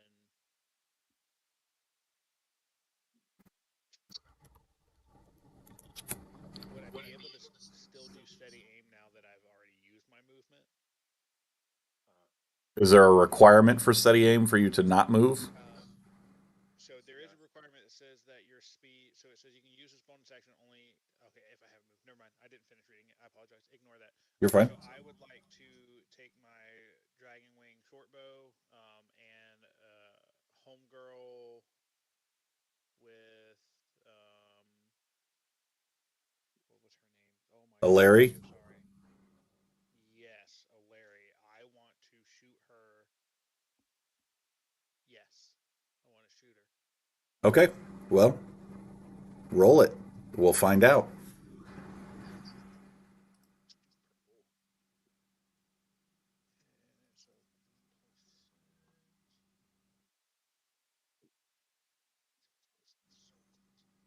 plus 25, Okay. and it's psychic damage. All right. Give me just 1 second here.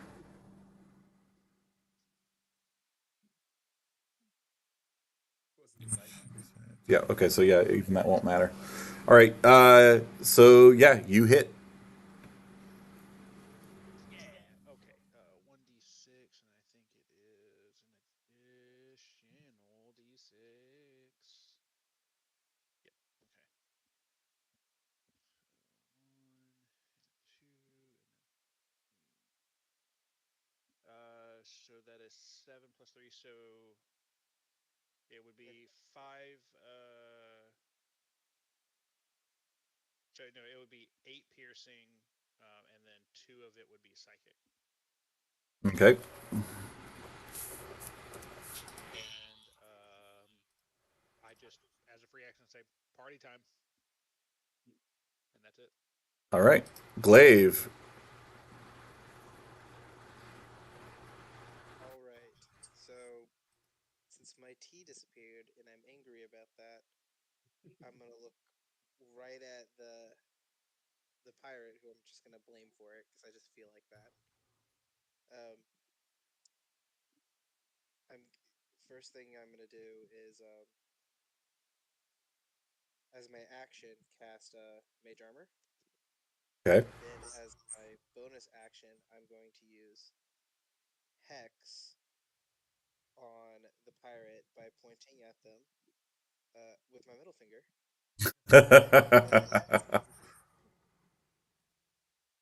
Okay. and then I'll end my turn there. All right. Larry. All right, Usman, you're coming up next. So, Larry, you sink that psychic damage arrow into her, and like she falters. It hurts. She's like, ah, ow, why'd you have to do that? And then like there's that moment of just pure white light that comes, like it explodes out of her, and she becomes like there's no longer this woman in white hair and armor there. Like she transforms into this uh very biblical description of angels where there's like multiple heads and eyes, and it's like clockwork spinning around, and there's wings and everything. And there's like these bolts of energy that come flying out of her unerringly, just arcing straight at you, Morella. Can I Uh, uncanny dodge? let's see. Will Uncanny Dodge work on Magic Missile? It just says when an attacker that you see hits, or I guess it's when you hits you with an attack. Okay. So, Uncanny dodge, half damage, right? Yeah, it halves the attack's damage against Good. you. So I guess it's if they hit me. I don't know. okay. Magic So, missile doesn't miss. yeah, Magic Missiles don't miss. I want to half the damage, please. Yeah, I would want to half this damage too. I done messed up. Yeah, you can half the damage on. yeah, I it think did. you can only half the damage on one of them too, isn't it? Isn't it three? It well depends on what level she cast it at. You're You good. can You're only get the close half though. damage on one. Is he even close to me? Not quite. Is No, I moved away. Yeah, she specifically said she moved away. Come on. he move away from me?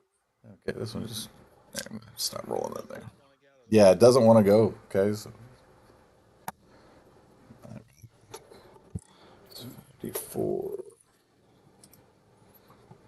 Okay, 9. And with that, it's how much damage do you have with that? 7 to each. Okay. So 35 plus 9, so 44 points. Now, if it matters, 35 of that is radiant, and 9 of it is force. I don't think any of that matters. Can I just pick which one I take the less damage on? Because, ow. Like, really ow. We all Uh, die. We all yeah, die. how But does, again, Tony. I, I And don't then remember after any of that, that for sure. like she like her she's sort of like, kind of comes back into a sort of vaguely humanoid form, but you can tell like this celestial transformation that you've run into a few Asimar before, so you know that that's an ability that some of them can do. Like it's still going. Oh, I'm still gonna get hit more? No, I don't like this. So with the uncanny dodge, is it just all three hit and boom, it's 43 damage altogether, or is it individual damages? So it is individual missiles, but it's five of them altogether. Five of them. Oh my god. Am I allowed to say just the one that did the most ouch? Half that one? Sure. Okay. So if you half the one, there's two of them. I mean, that did the same. So that would have been 9 points. So yeah, half of that would have been four. We'll round down, or round up. We'll round up. So yeah. So just take five off that damage then. So that would put you at 40, 44. So do 39 points instead. Ow. You still alive? That was a I'm magic not missile. feeling good. That was a magic missile. I'm not feeling good. Ow.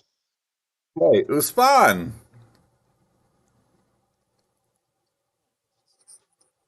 All right. It hurts.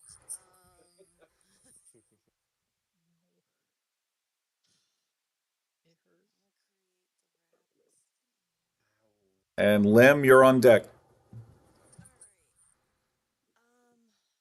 It's on now. It's on. All right. So I'm gonna cast, and I'm not sure if I'm saying this right. Meleus tutors. Oh yeah, it's Sounds great. yeah.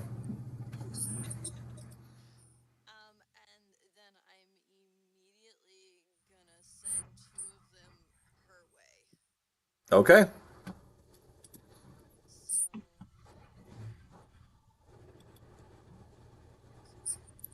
So Spell registering attack, right? spells. Yeah. As the say there's on that character sheet, it should describe it if you scroll down far enough.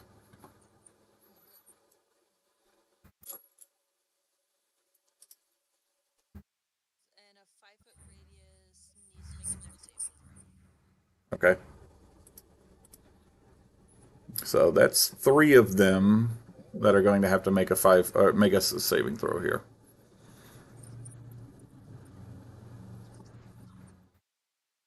Okay. That's probably for both of them, one for each.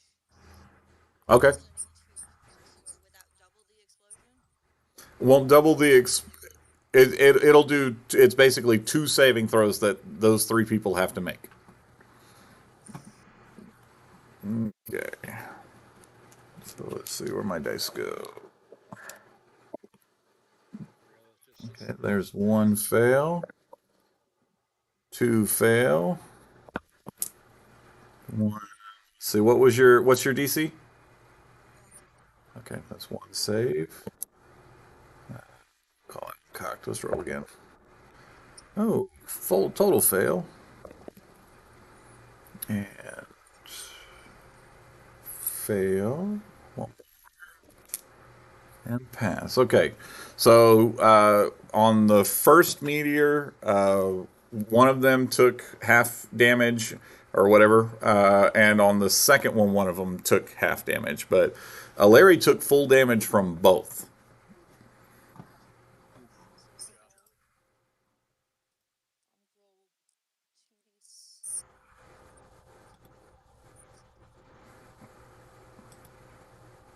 2d. That is 7 for one. Okay. Is that for one person or is that one attack? I guess do you want me to roll individually for each one, or just have one damage Yeah. to each one? Go ahead and do for your first meteor how much damage it did, and then do your second meteor and how much damage it did, and then I'll do the math on my side.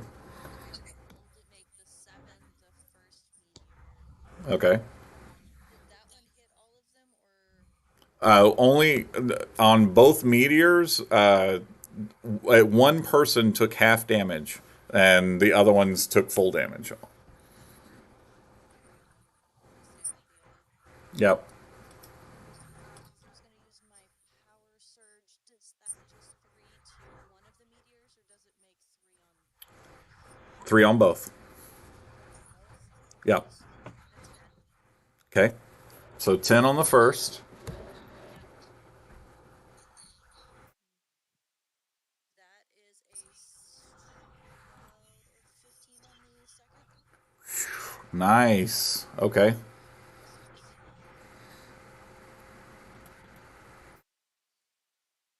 leaves me with four meteors still swirling. And what type of damage is this? Fire. Okay. Fire. Really satisfying. Okay, so you fire off these meteors that are, you summon them into being, and then like I said, it's that same thing. Like you rip them out of the just the ether and toss them at Aleri. Mardigan and Acacio are on both sides of her. They always are on her sides, and so they also get hit by the explosion of it. Acacio is completely unfazed by fire damage. Doesn't even like singe his coat. Mardigan, however, is very much human and feels all of it and is not happy about it. Is it the teasing you? Correct. And Larry looks like you see like she falters, like even her celestial form sort of like flickers for a moment after taking that much damage. Anything else? No, I think that is it on my turn. Okay. Limb of the Swamp People. Jusan, you're going to be next, but there's two people between you and there. So, how close is the ranger to me that just walked out of the woods? We'll say within 15 feet. All right. So, popping rage, Okay. gonna look at him, point my axe at him, and be like, "You're the reason my brothers and sisters are going to die in this hellhole because the forest is still on fire." I didn't start that fire. That was me. But still, you are the reason he threw the firebomb. No, I think he threw the firebomb because he's insane. But go ahead.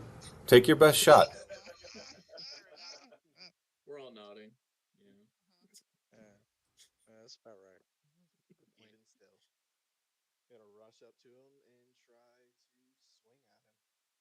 Okay.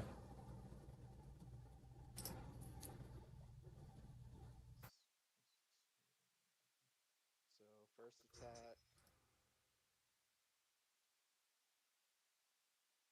19 to hit. Okay, 19. So as you come in with your axe, right? Um, he's just waiting for you. And as soon as you get within striking distance, he holds up his arm like he's got some sort of imaginary like he's gonna block it with his forearm, and then suddenly there's this like flash of force as a shield just briefly springs into existence between your attack and him, and there's still this like power emanating from him, and he's just staring at you, just completely doesn't even care. Missed the trick, but attack again. That is a 22 to hit. And that is not enough. As once again you swing in, and that force shield or whatever it is that he suddenly has, it blocks it.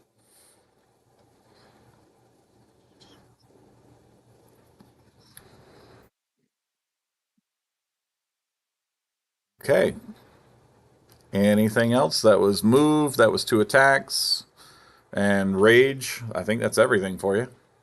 Yes, sir. All right.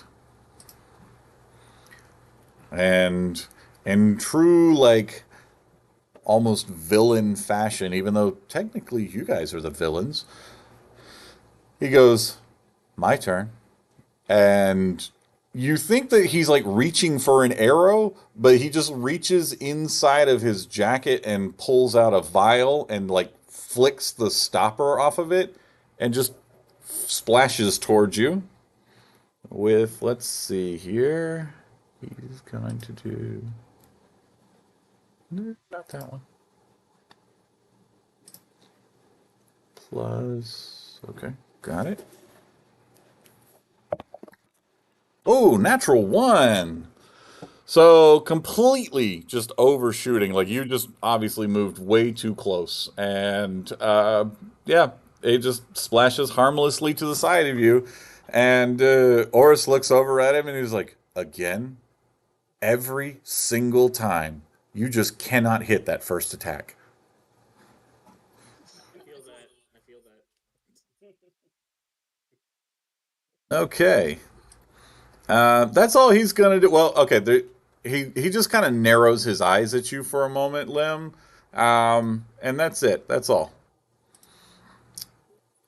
And then the specter of death, like it's been behind them this whole time. You know, it had a bucket too, but he like just kind of floats around. Like he's not touching the ground as he like walks around, and he is just walking. He's like got that steady sort of, this is an inescapable kind of fate kind of walk.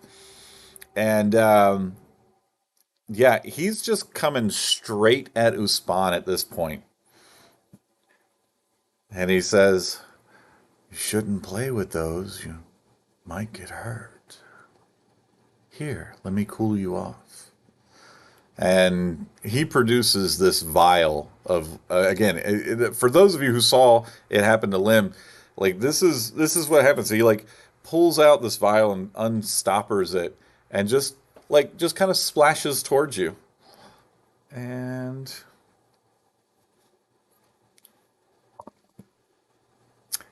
unfortunately, that is a natural 20, so that will absolutely hit you. For those of you who are watching what happens, this creature, whatever he is, pulls out this vial of water and splashes Uspan, and she just crumples. Just and he looks over his shoulder and he says, "Better bring the bucket. It's time."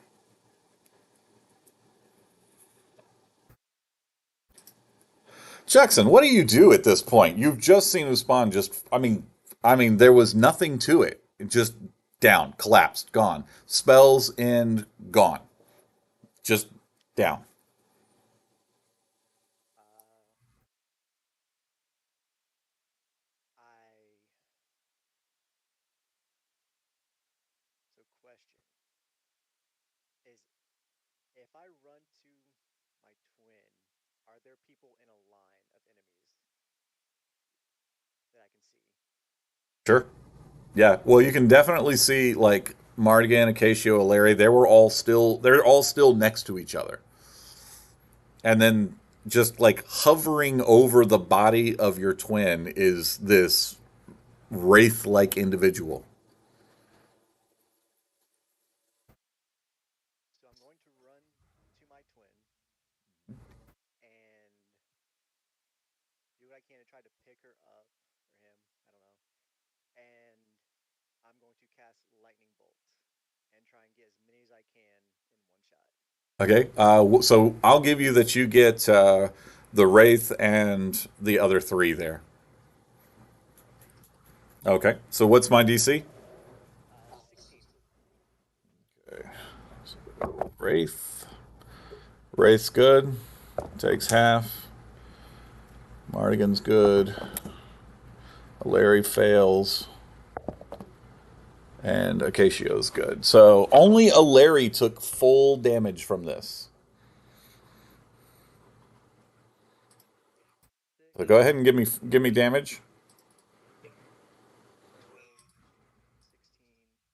17, 18, 19, 20, 21, 22, 23, 24, 25, 26, 27.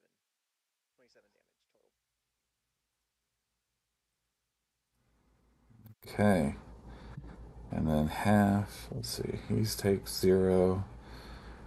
It takes Casio takes half of that, so that's gonna be okay.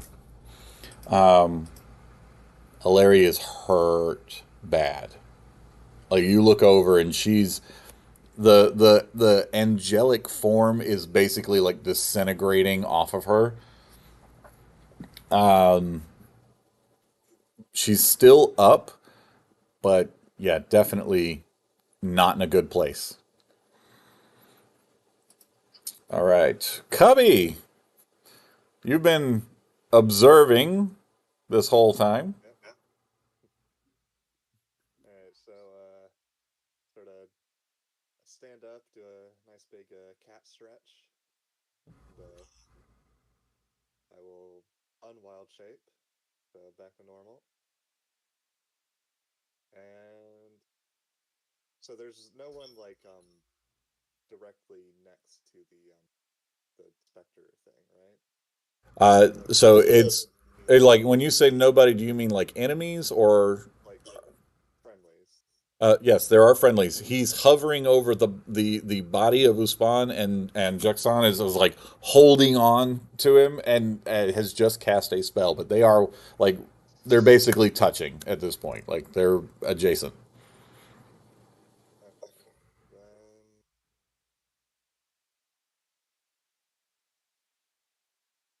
Then let's do. I'm going to cast summon beast. Okay, and Bruxon, you're up next, just so you know. I'm All gonna do right. a air spirit. Okay. Uh, that pops up next to me, and let's see. All right, and I'm going to tell it to fly up and like fly up just like a few feet and attack Spectre. Okay. All right. Go ahead and make those rolls for me.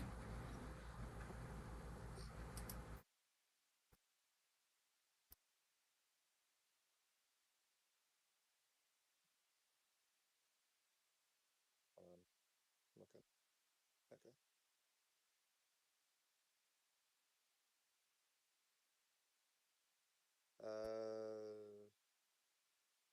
That's a 13 to hit.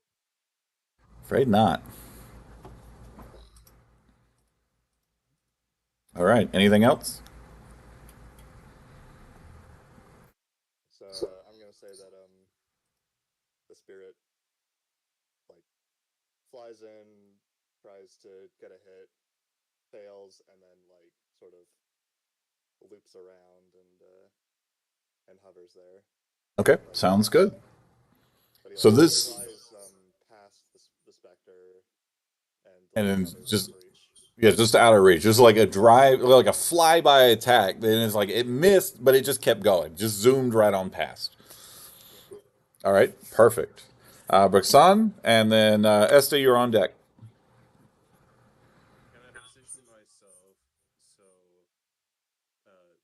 the people that are closest to our opponents wouldn't be hit by uh, a spell that I'm about to cast? It has a 15-foot cube in front of me. Okay, 15-foot cube, and you want to position so no friendlies, and you're trying to get the maximum amount of people hit with it.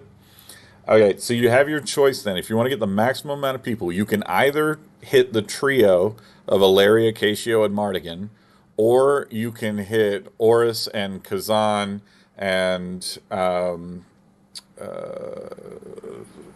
oh, no, that's right, sorry, left. So yeah, so if you want to hit the most, it's going to be a Larry, Mardigan, and a Casio. So it's the bar trio. Yeah. Yeah. I'll do that. So I walk up like probably 5 foot or so because we were not Hmm. that. Yeah. And then with a very annoyed sigh, like a very audible sigh, I cast Thunder Wave Okay. and try to hit the three of them. The DC is 16. Okay. So as you walk up and you cast the spell, So Thunder Wave is a what level spell? 15 for me. You walk up and you go to cast your spell, and the tiefling Acacio looks at you and just bats it out of the air, just like it was nothing. And he's just like counter. Bring your real stuff.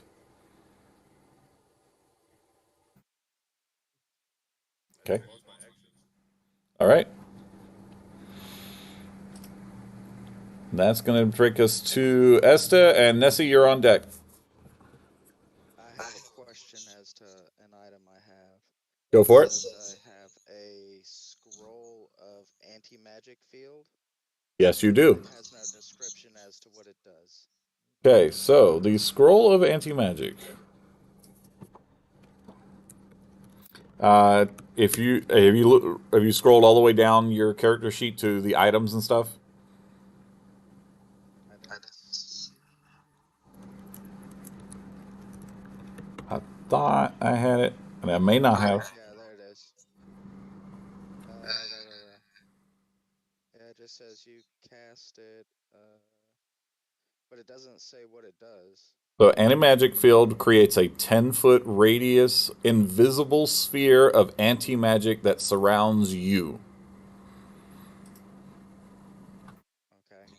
Basically, spells and other magical effects, except those created by an artifact or a deity, are suppressed in the sphere and can't protrude into it.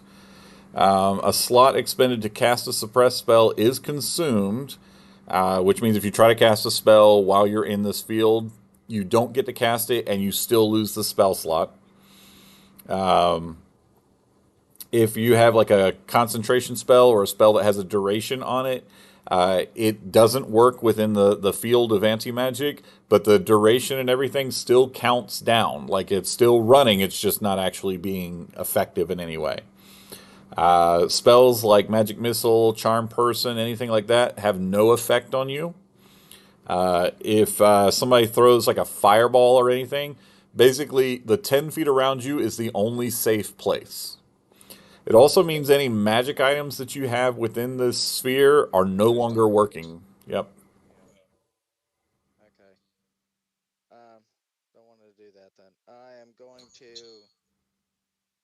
get over to Marilla as fast as possible. And how much hit points are you missing? So Marilla looks really badly hurt.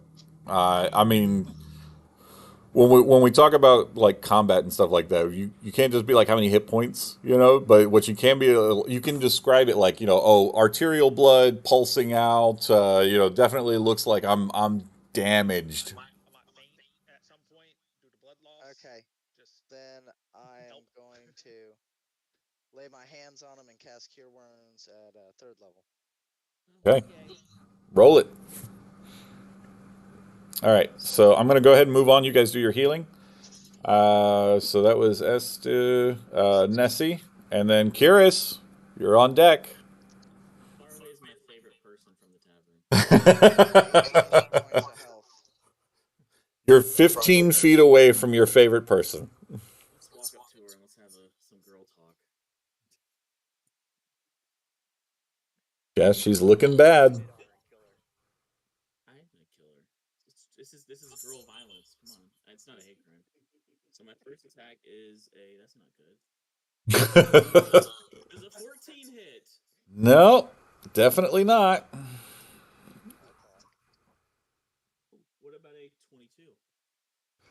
22 starts to hit, and very similar to what Kazan did, she just kind of raises, and this like invisible field of force just suddenly kind of springs between you and or between her and your weapon, blocking the hit from actually making purchase on her. Okay. All right. Can I? This is a reaction. Never mind. Wait. Is this on my turn? I can use my. Or is it on my turn? Use my reaction. Huh? To do what? Blade mastery to add one to my bonus AC. Yeah. So you can use your reaction right now to add one to your AC. I'll do that. All right. Okay. So Curious, Redbug, you're on deck.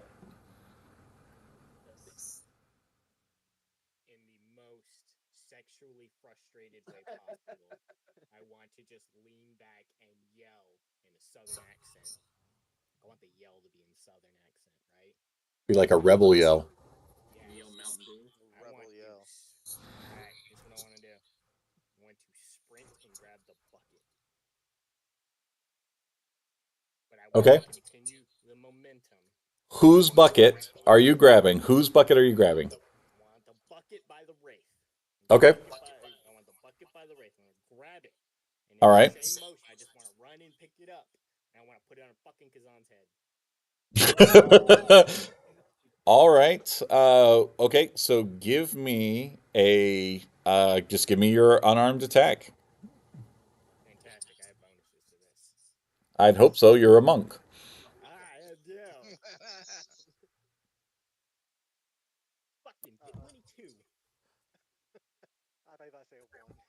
It was really Me too. close. It was really, really, really, really close to a one. Yep.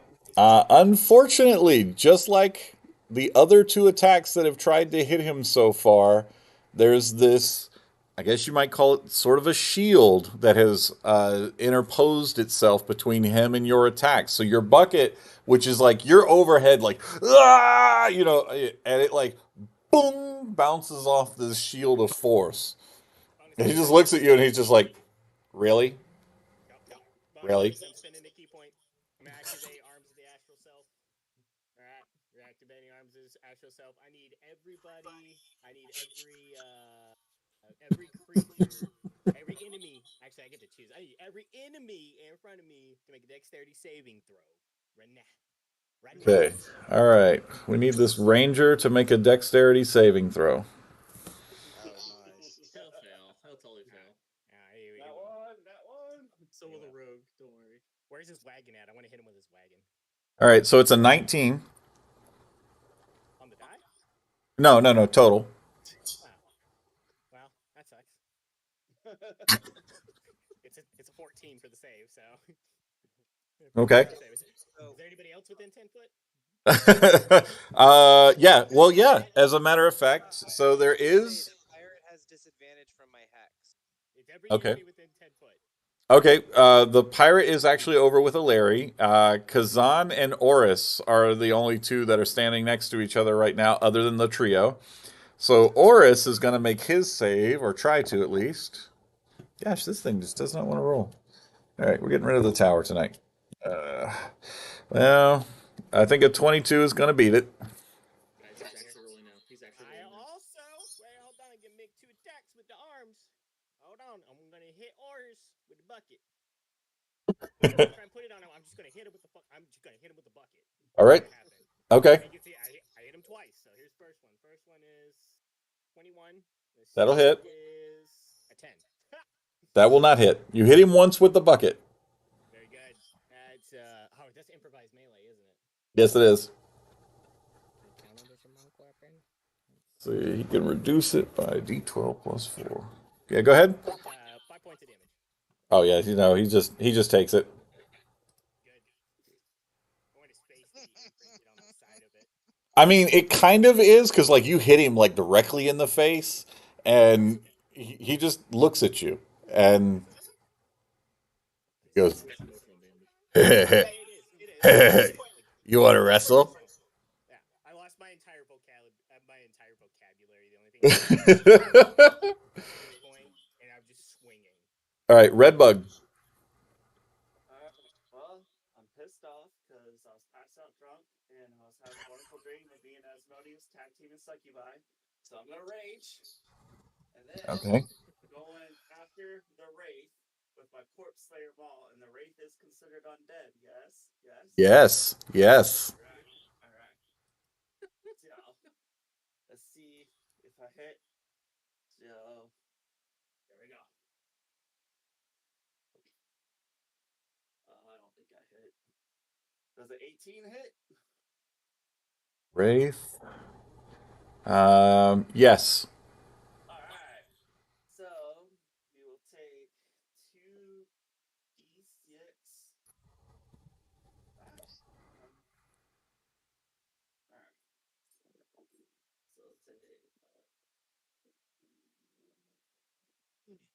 Alright, so they'll take 2d6 bludgeoning plus my divine fury, which Mhm. is going to be one of four of radiant damage. And then Okay. because he is undead, he will also, because of my corpse slayer weapon, he will also take d8. So he will take three bludgeoning damage as well, and he'll have disadvantage on saving throws against effects that turn undead until the start of. Well, yeah, he has the creature has disadvantage on saving throws against Nice. effects that turn undead until the start of my next turn. Okay. Yay. So yeah, all that to the ring. All right. You nailed into him. I mean, your hammer did its job. And then I'm gonna use my extra attack and hit him again. I recommend it. So 19 plus 10 That'll automatically. hit. That hits. You're doing damage. Then times four, five, so that's 11 again with the bludgeoning. And then again, because he's undead, I'll take another d8, and that will be an extra 4 damage. Okay. Alright. And then I yell at him and I say, "That is for Roxon!" Because I'm mad that they killed our freedom. Hmm. Okay. Is that everything for you now? Yeah, those are all the things I can do. Okay. So this mountainous slab of a hill giant that Curious has just run up and slapped with a bucket. He just turns with this leer on his face. And he's like, hey, "You want to wrestle, do you?"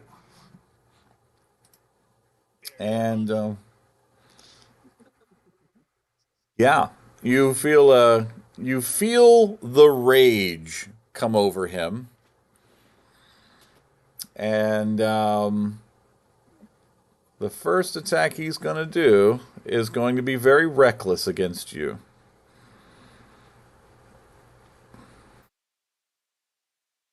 So he's got this sword, this glowing giant golden blade sword, and he takes aim here at Curious, and he was like, "This is for Zishrin," and that is going to be a 17 to hit you. Surprisingly enough, that hits. Okay. Hey, this is not gonna. This is gonna hurt. This is gonna hurt a lot. All right. First hit is 17 points of damage. Oh no.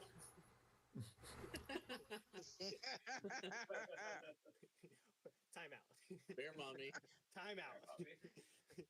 I got my vocabulary back. Hold on. Hold, please. Shit. We have a question. Yes. Would he still have the temporary hit points from earlier? I'm going to say no because he entered the building and everything got washed away when you guys crossed the threshold. Yeah. That's good to Appreciate know. it, boss. Thank you. Does he have a level of exhaustion due to previous Activities. No. I wasn't finished. No, no, no. If he had finished, that would have been a different story. I was rudely interrupted. Just want to say it wasn't my fault. I know whose fault it is. You walked outside. You walked outside for the fight. I was curious in what the performance check would have been. I walked outside, not inside. No, it was Yeah, good. you walked outside, exactly. Good Yeah, lord. but it was going to be made with disadvantage, so.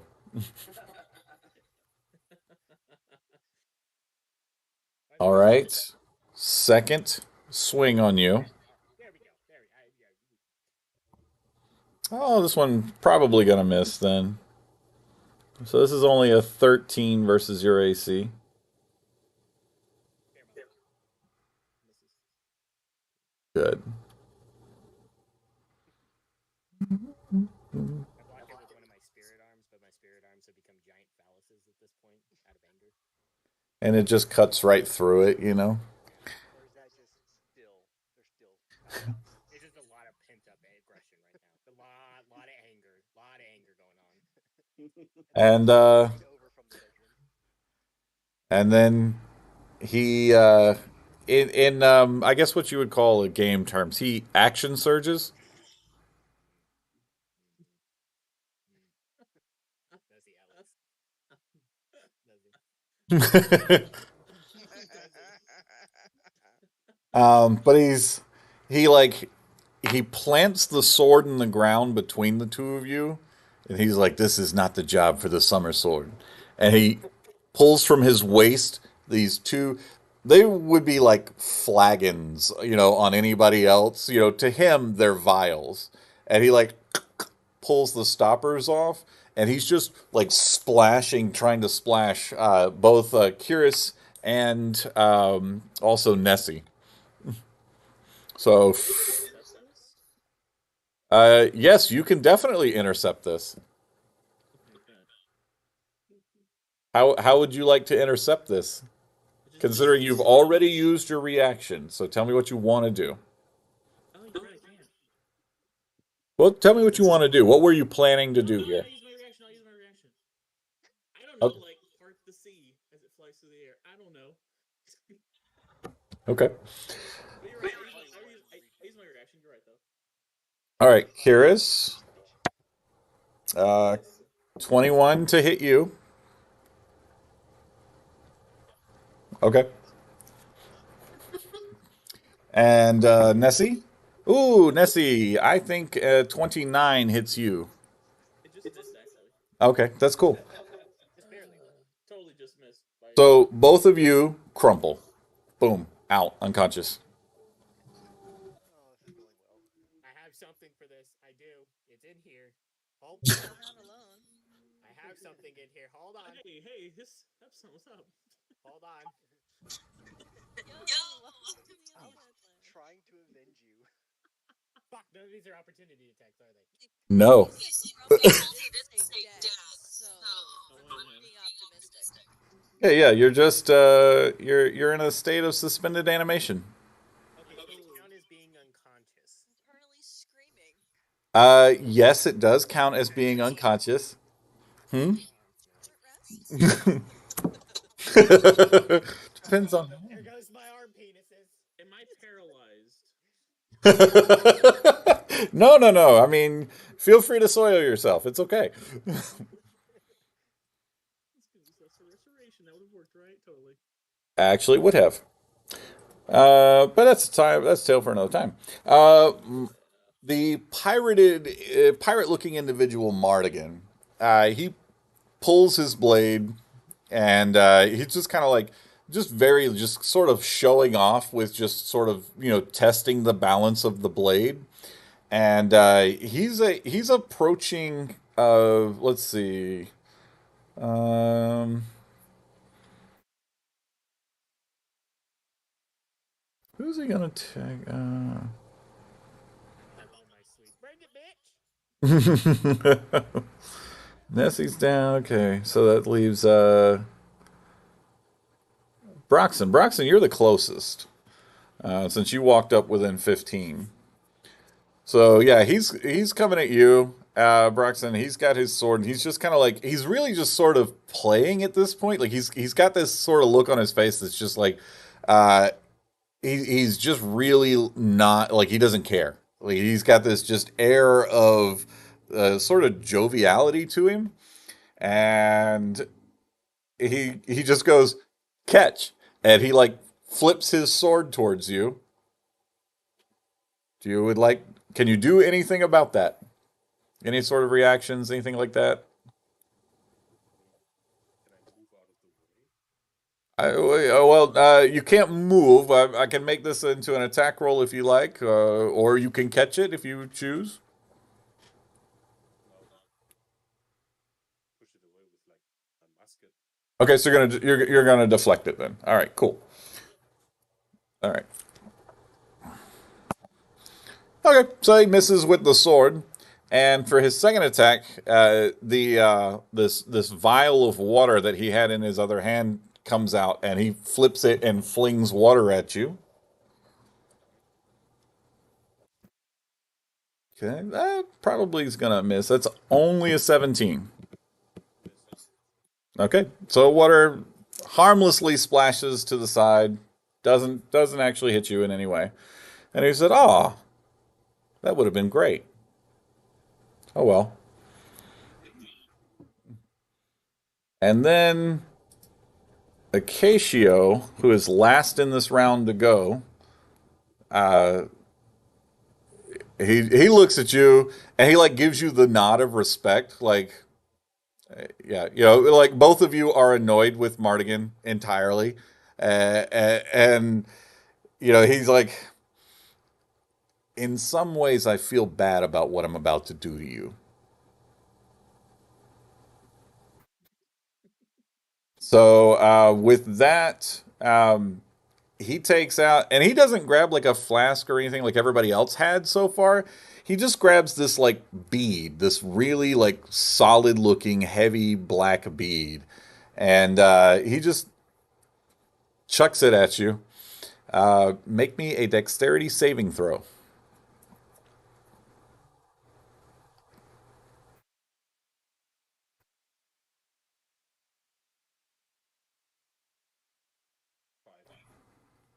5. Okay. So I'm gonna have to do this one quicker. So what happens is you 3, 4, 5, 6, 7, 8, 9, 10. There we go. Okay. He flicks this bead at you, and as it like gets close to you, you try to dodge, but you just somehow missed the dodge there. And when it impacts you, there is an explosion of force that, first off, take 38 points of force damage.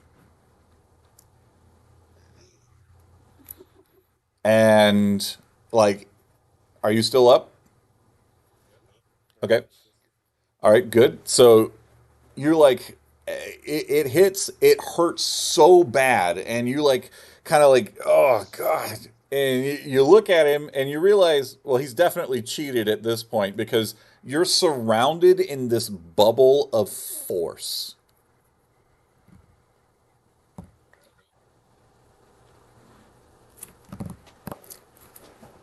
Okay.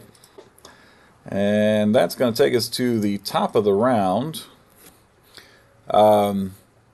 So let's see. And it is after 10. Okay. So what happens at this point? I got everybody here, everybody paying attention? All right. Yes. Several of you down, unconscious, whatever happened. Broxton trapped in a sphere of force. Several of you badly hurt. Some of you ready to take on, another round or two. And you all wake up. And you're in your own individual rooms, however your sleeping arrangements were when you fell asleep in the tavern. And like you all run to your doors and throw them open, and you're like you're yourselves again. And you're like looking down the hallway, and everybody's kind of looking, and there's this feeling of like, did we just have a shared delusion? Was that real? And dead smack center of the hallway is a bucket that you've never seen before, and inside of it is this swirling silvery liquid. Thanks for playing, guys. This was fun. That was awesome.